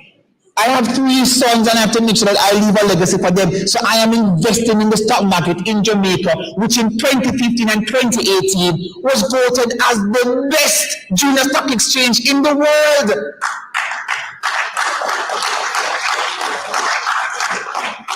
I won't call his name, but in the audience right now, there is an investor who is doing great things, building houses on top of houses. I won't call his name, but you know, houses and more houses in Jamaica, because he recognizes the benefits and the return on investment. So Jamaica, whilst the sun shines brightly, and whilst the blue waters of our oceans are crystal clear, and whilst the culture is vibrant and the food is exotic and ambrosial, Jamaica is now more than a destination for tourists. Jamaica is now the place of choice for trade and investment. Jamaica is now destination trade and investment, because the rest of the world is packing their bags and they're going on planes and they're going online and they're going to Jamaica to reap the goal that it has to offer, the goal that is your birthright as members of the diaspora, and I implore you to be a part of this, your heritage to greatness. As my fellow Jamaicans, I also want to thank you. I want to thank you for the role that you have played in helping us as a government to develop the national diaspora policy. For the last 20 years, our government has made a successive and concerted effort to ensure that we remain in contact with those of you who live abroad. We have benefited from your ideas. We have benefited from your skills and expertise. And of course, your individual families have benefited from your remittances, which amount to some 14% of our GDP. What I want to say to you now is very important as well. So while sending money back home to your family members is important, as the economy grows, you're going to receive less phone calls. They're not going to call you until they say, boy, send me the Western Union, not now, go on. They're not going to call you and say, boy, I beg you look phone credit now, send on the Digicel, because not now, go on. They're not going to call you and say, send the GM money transfer now. You can say to them, but hold on a second, really what things are going on in Jamaica because we have shares and investments there and we are reaping the returns. So no. So you can now take the remittances that you use. I mean, we still want to send the remittances in now, but you can send a little less now because you can now use some for national growth and development and more investments into your desired fields. But it is truly remarkable how you have helped us to achieve the goals, because our successes as a nation reflect both the successes of Jamaicans at home and Jamaicans abroad. When persons speak about brain drain and oh my God, and they want to make it a hysteria and again propaganda that so many teachers live in Jamaica, so many nurses live in Jamaica, doctors live in Jamaica. There is absolutely nothing wrong with that. If our teachers and doctors and nurses and other professionals, bankers, lawyers, judges, if they didn't leave Jamaica, we would not have a vibrant Jamaican community stretched across the globe. They are our brand ambassadors.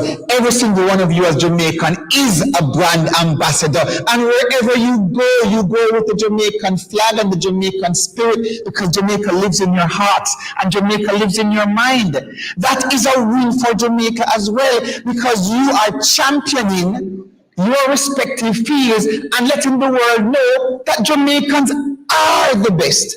And when the rest of the world knows that Jamaicans are the best, the rest of the world is going to want to come to Jamaica to learn where the best are from. So we have track stars coming to Jamaica because they want to learn, because we have the best athletes. We have creatives, the singers, the songwriters, the movie part, they're all coming to Jamaica, just as they did back in the days of Ian Fleming. They're coming to Jamaica because they want to tap into the creativity. We have the investors coming because they want to tap into that trade and investment. And we have students.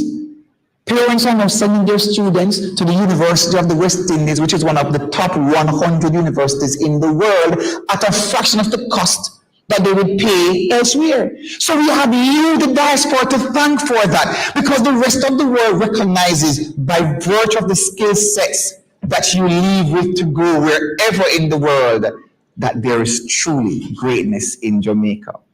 But then for me, the win is that when you return to Jamaica, you return with the requisite skills and knowledge base that you've also learned.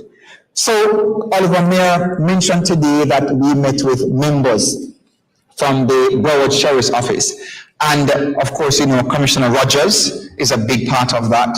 We met with Colonel Dunbar, we met with Sergeant Weldon and other officials, all Jamaicans. And we have discussed an MOU for the training of officers and for the exchange and the use of technology. There is a system that exists in Broward. You have one of the best security defense systems in the entire United States. And the system is called the Shot Spotter. I've never heard of the Shot Spotter before. And essentially the Shot Spotter is, they have this technology in place in different counties. And if a shot is fired, it goes off. So nobody needs to, because they said 95% of persons do not report shots or if there's a conflict. And the shot spotter, once it goes off, a shot is fired, it can trace where it's going, where it's coming from, if it's a drive-by or a person's running, and it feeds up all of that back into technology.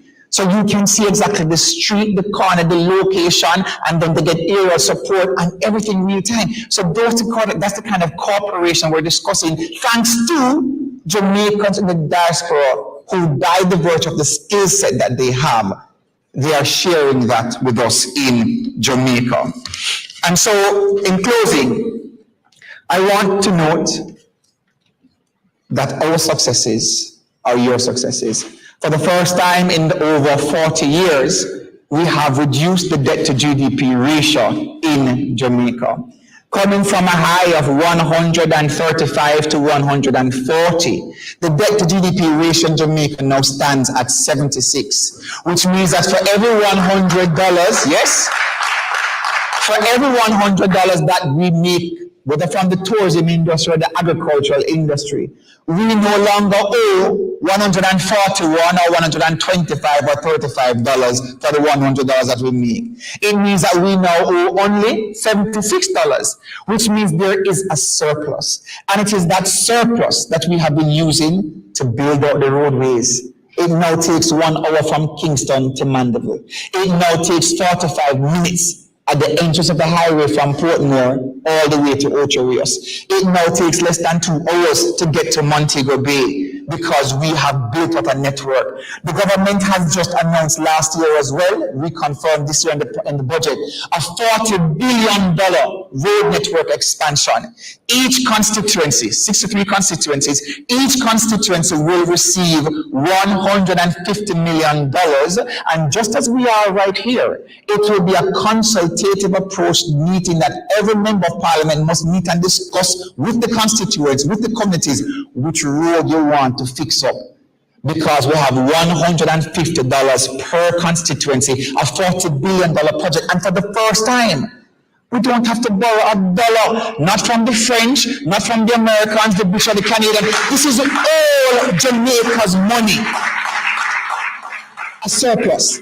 It is that surplus that we have been using to fix up the hospitals. Cornwall Regional, a multi-billion-dollar project. Spanish Town, multi-billion. KPH, UWI, and every community is going to have a type 4, let me say most communities will now have a type 4 health clinic as well. And a type 4 health clinic is just a level below a hospital. So we are making improvements and advances in healthcare. Our healthcare system is now being digitalized, putting all the records, so it's one patient, one record. So wherever in Jamaica you go, if you go to Cornwall Regional Hospital, but you live in Kingston and they have your health records there, Kingston, tap in the number, everything comes up, your full record comes up. The doctors know exactly how to treat you.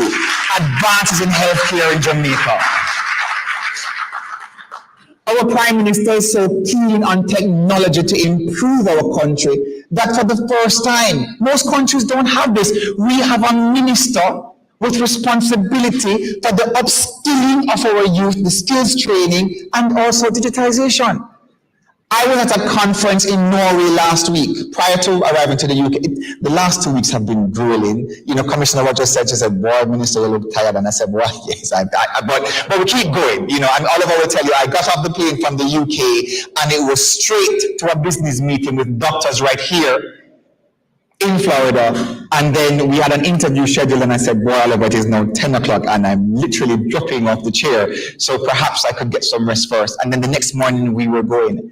When I came in from Norway to the United Kingdom, it was literally on Saturday. It was from the plane and straight to celebrate with our family, yes, our family at the Brixton Seventh-day Adventist Church. And we spent the whole day there in fellowship with them. Because for me, it is important that you, our family members, get to interface with the government and your fellow Jamaicans back home so we can look at the propaganda, so we can look at the malicious lighting, so you can hear from ministers of government the truth about the growth and prosperity of Jamaica, which is also your growth and prosperity, because a Jamaica that is winning is a Jamaica that wins for all of us. And whilst I was in Norway, my presentation, we had 112 countries represented, and they wanted to hear Jamaica's perspective. And I spoke about our use and reliance on technology and the innovations in Jamaica and what we do with the Heart Training Institute I spoke about before. And they were impressed. It is included in the report that will be presented to the United Nations on April 30th, Jamaica's advances in technology. Because as a government, we believe that we must not only rely on technology, but we must become producers of technology. And so it is that surplus that we're using to ensure that we have all these new programs in place. We're building homes, we're building schools, renovating our hospitals, etc. And I have even better news for those of you in healthcare. The Cornwall Regional in Montego Bay, we're now going to be building a new children's hospital, again, landmark. So for those of us who live in the St. James, Trelawney, Westmoreland, Hanover, the western part of the country. If your child gets sick at 3 a.m., you don't have to be thinking about, Lord of God, not for drive all the way, go bust a manti, I'm going to walk up to my pitney. We have secured funding assistance from the Chinese to build a brand new children's hospital in the western part of the country. So sometimes persons say that, boy, not now go on for me, but every time we build new roads, where roads have not existed for the last 40 or 50 years, something now go on, the people are benefiting. Every time we put light and water into communities, because yes, we still have communities that do not yet have light and water, but we have been rolling out a network of communities that have been getting more light and getting water. The people are benefiting.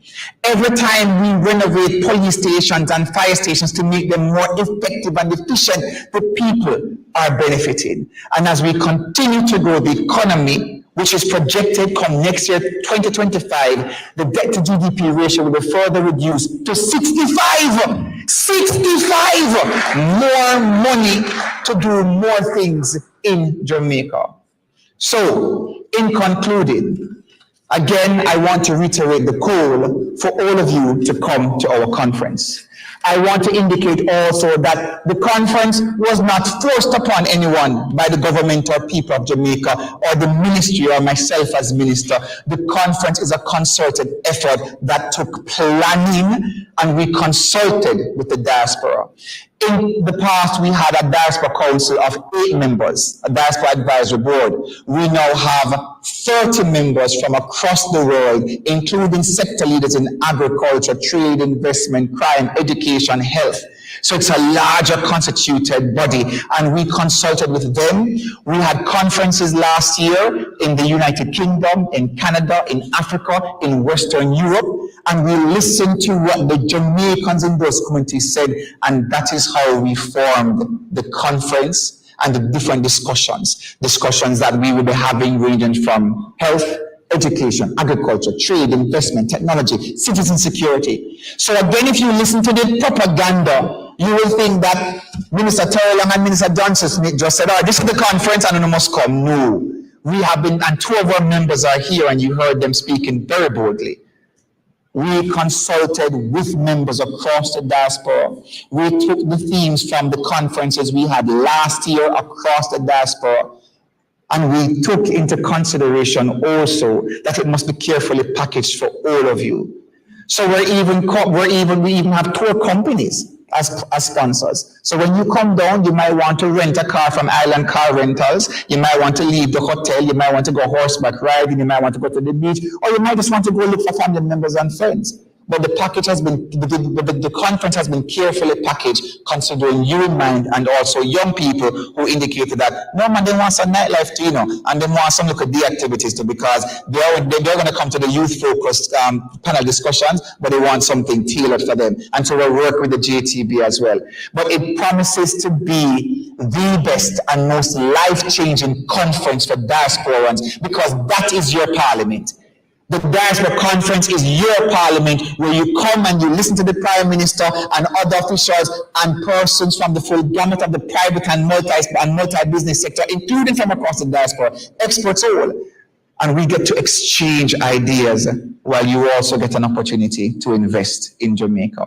I want to thank you all for coming here this evening to listen to me as I speak proudly as a son of Jamaica in welcoming you home. You all all belong. And we welcome you home to Jamaica, June 16th to 19th. I thank you.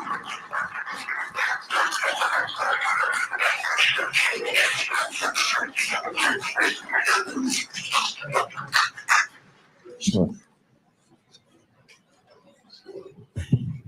Ladies and gentlemen, don't we agree that that was an excellent presentation? How many persons here are even more excited about investing in Jamaica? Show of hands. And how many persons will be coming down to the Diaspora Conference this year? No show of hands. Excellent. Mr. Cameraman, take those pictures right away. We're holding you to it. Ladies and gentlemen, it's important. This is a movement. Many countries want to have this diaspora movement, and we have it here. We have one of the best. And I want to encourage you to heed the words of our Minister of State in Foreign Affairs and Foreign Trade. One of the most dynamic speakers. I hear somebody beside me saying, boy, I have to get him on the radar program tomorrow. But facts after facts after facts. Jamaica is doing very well. You can be proud of your Jamaica. You agree? And so, ladies and gentlemen, I want to implore upon you today, not just to hear, not just to be hearers of the word, but doers. So register, register, register. Back to the best MC in South Florida. Thank you. Okay, so, right. Weren't you just totally excited to be here this evening? This is an awesome kickoff for 10th biannual Diaspora Conference. All right, so this is the exciting thing. No one left behind. Unity, peace, and productivity. Honorable Minister Terrelonge, we're just so humbled that you were with us here today on this excellent work. You may be wondering, what does this diaspora mean, right? So the word diaspora, diaspere, comes from the Greek, right? So Greek and Romans would have been persons, and before them Africans, right, who would have been using this word. And the way in which they use it is in the sense of to sow. So what it means is that each and every one of you who are a part of the Jamaican diaspora, you have been sown in the various countries that you're in, including here in the city of Miramar. And what happens after you sow something? You remember back in elementary school when you used to put the little pea inside of a glass bottle? It would start to shoot and to grow, and you'd get a return, right? Well, that's what Jamaica is hoping for from each and every one of you. You've all accomplished so many amazing things here across the diaspora, but especially here in South Florida. So now it's time for the sowing that has taken place in you to come full force and for you to give back to your country. Amen? All right then. All right, I know we have a number of persons here today. Just quickly, before we're going to close in song. Is that all right with you? If you could stand and sing, because one of the great things about Jamaicans is that we have such wonderful voices. But before we close in singing, I'm told that we have a number of persons who are running for office here. We're not endorsing anyone, but I understand that we have Broward Tax Collector candidate Abi Ajayi, who is here with us here today. If you could stand, and also someone who is in office, Commissioner Mark Spence is here with us, and then a person who's running for the United States Senate, here in the state of Florida. I believe that's Mr. Stanley Campbell. Mr. Stanley Campbell. All right. Largest diaspora in the world are Indians, but that's not actually true, right? Because the largest diaspora are people of African descent, because everyone on the face of the earth is descended from this one woman who was found in Olduvai Gorge at the beginning of the Blue and the White Nile on the continent of Africa, because everyone is descended from an African, including all of you amazing Jamaicans. At this time, we're going to call on Murphy Prince to come. And we're going to do something. We're going to ask you to stand. I know it's late in the evening, but if you could stand and to sing lustily this song with us here. One love. Put your hands together as Murphy Prince comes. Wasn't it good to be here today? Excellent. Thanks. Thank you so much. Thank you so much. All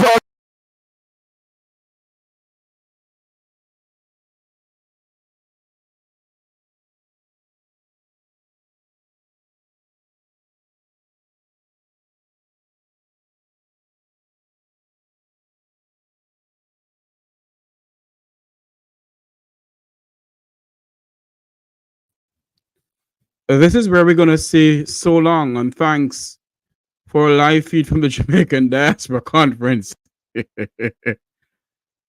Remember to join Wilfred Radigan tomorrow on Regent Ratigan. Join Mr. Wilfred Radigan tomorrow on Regent Ratigan. He will dig deeper in the State Minister and the Minister of Foreign Affairs and Foreign Trade speech. He will dig deep with that in that tomorrow. I will not say one single word. I will leave it up to Mr. Wilfred Radigan and Herb Nelson Jr. and others to speak more about what the State Minister and the Minister of Foreign Affairs and saying it's only 5 people. It was 30 people, you know, the dirty 30. Now they're saying it's 5 people. So what I will do, I'll wait until tomorrow to let Mr. Wilfred Radigan speak some more about what is going on. Hello?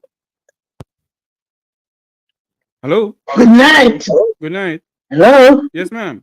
Good night. Good night. All right. I am here. Was going to close off this program here.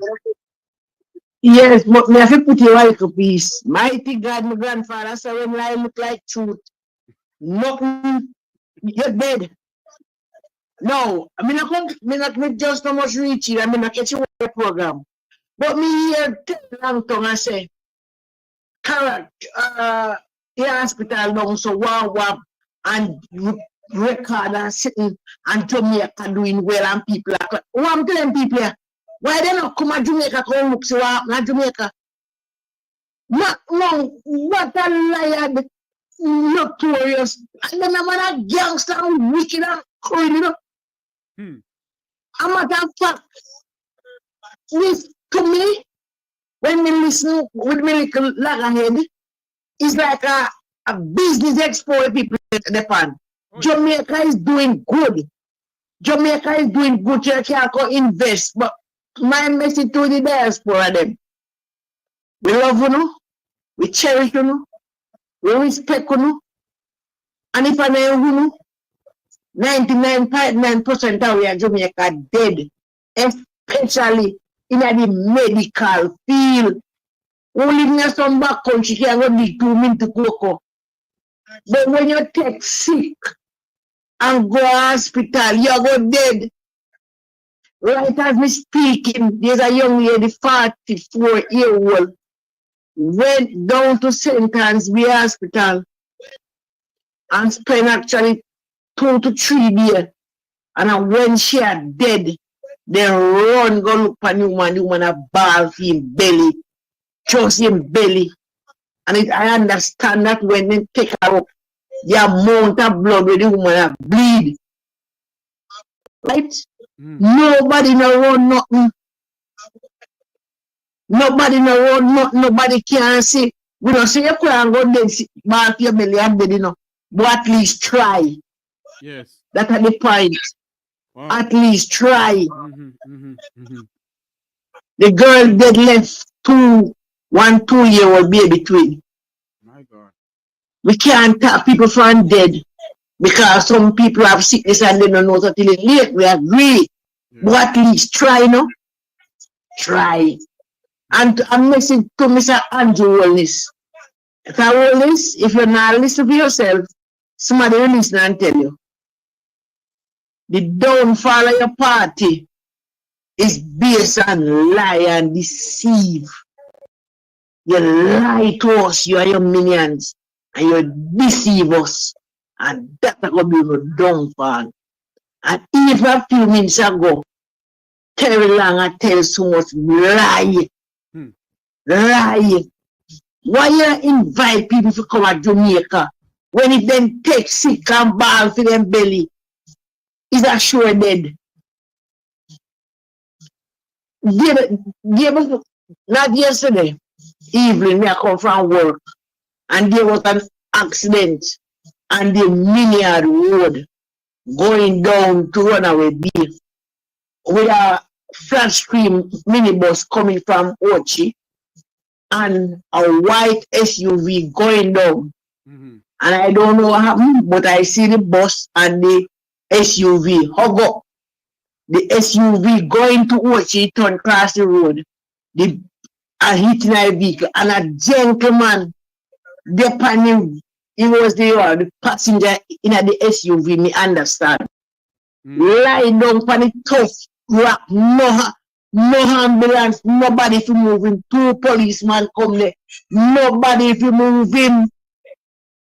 One man said, touch him up, but him not bleed, and him conscious, but him a ball for him back on the neck.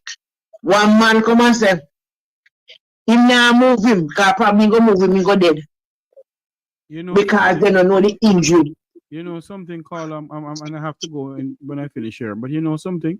Yeah. When you sit and you listen to what these people are speaking and how they talk, as if there is not one single problem lies in the land of wood and water. Jamaica is problem free. Our people is living a luxurious life. There is no hunger. There's a lot of jobs in Jamaica. There's Jesus. You know, it begs, you know, and when you have some people come on social media taking up for this lying, uncaring government, huh? It begs to ask the question: what kind of Jamaica they living in? Me don't know. Anyway. But anyway, Devon. All right, me call you tomorrow. Yes, I have to go now. Yes. Bye-bye. All right.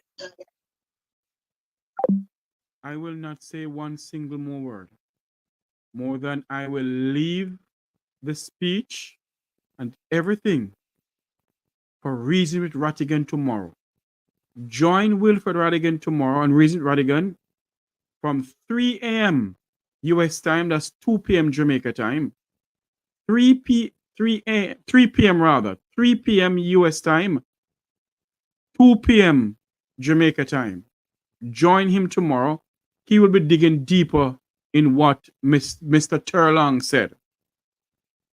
And the way how he speaks as if the Gang of Five is creating mayhem. The Gang of Five is lying. It was the Dirty 39, now it's the Gang of Five. The Gang of Five is a line of what is going on in the country. The country is running smoothly. There's nothing going on in Jamaica. Everything is good in Jamaica. We are the one who is talking our sort of shibangarang. We're the one who's lying about what's going on in the country. And, you know, what we're saying is pure lie.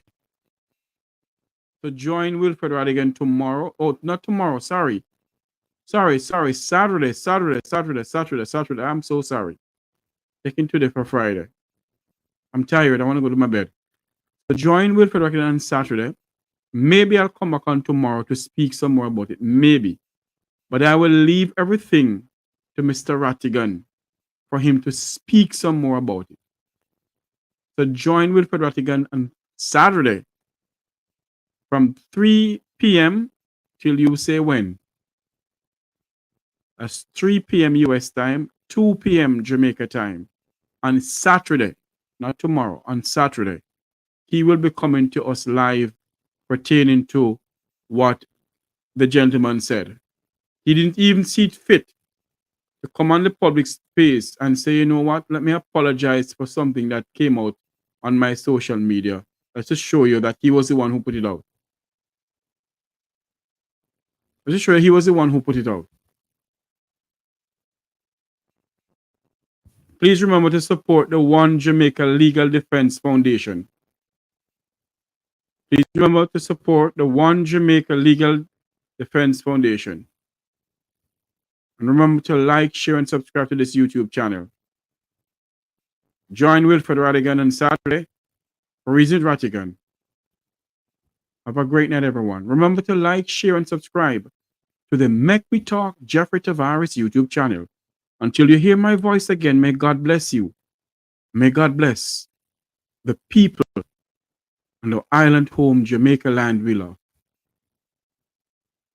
I've always said to people, do not trust the words of politicians.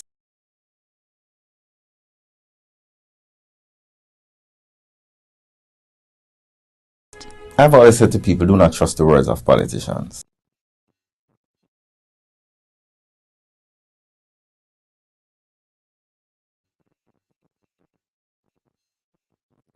I've always said to people, do not trust the words of politicians.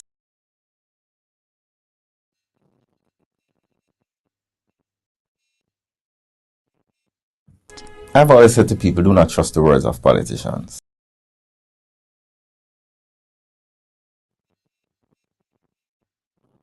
I've always said to people, do not trust the words of politicians.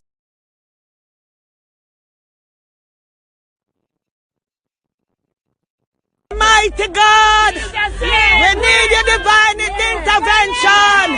We're tired of the labor right. We're tired of the green people. We are so far. We can't take it no more. We need this. We need this.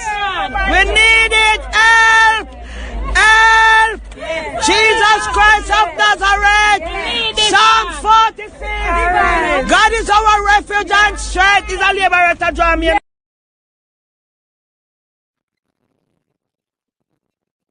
Mighty God, we need your divine intervention. We're tired of the labor right. We're tired of the green people. We are so far. We can't take it no more. We need this. We need this. We need it. Help!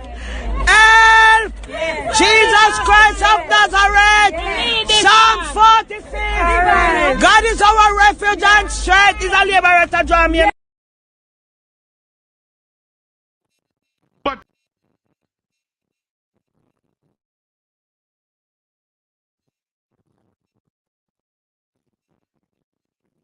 But I tell you this, we're not going to stand by and see those who are corrupt go unpunished. We expect arrests to be made. Low officials forget arrests. Connected party people forget arrests. We expect the police to do their job. We expect transparency. We expect accountability, and we will not rest until justice is done by the people of Jamaica. That is the difference between them and us. A few will continue to plunder poor people's money because we will have to continue to live with the rampant corruption that has characterized this government, of which the Prime Minister has been a part from beginning till now. That is the difference between them and us. A few will continue to plunder poor people's money because we will have to continue to live with the rampant corruption that has characterized this government, of which the Prime Minister has been a part from beginning till now. Within the first 100 days of our government, we will start the legislative process to institute, and I want you to listen to me carefully, impeachment proceedings in Parliament. This will add another layer of protection of the Parliament to ensure that only members of unquestioned integrity sit in the Parliament.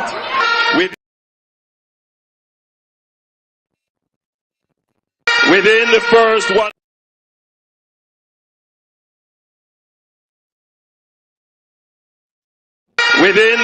100 days of our government, we will start the legislative process to institute, and I want you to listen to me carefully, impeachment proceedings in Parliament. This will add another layer of protection of the Parliament to ensure that only members of unquestioned integrity sit in the Parliament.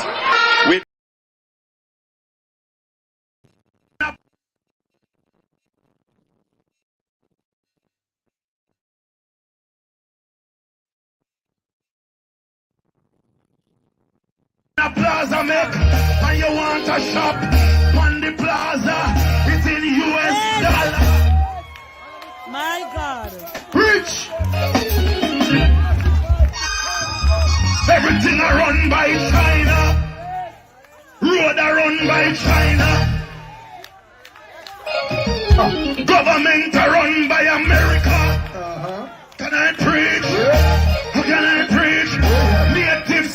We can't hold nothing down, yeah. Can I preach? Chinese are take over. I feel my belly. Somebody say, whoa. We need deliverance. We need the blood. We need Jesus. We need help. Can I preach?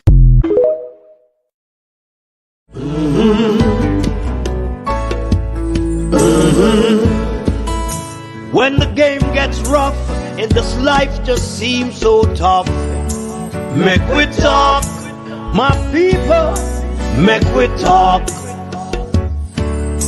When this town becomes an ugly place, don't let it erase the smile from your face. Make we talk, people, make we talk.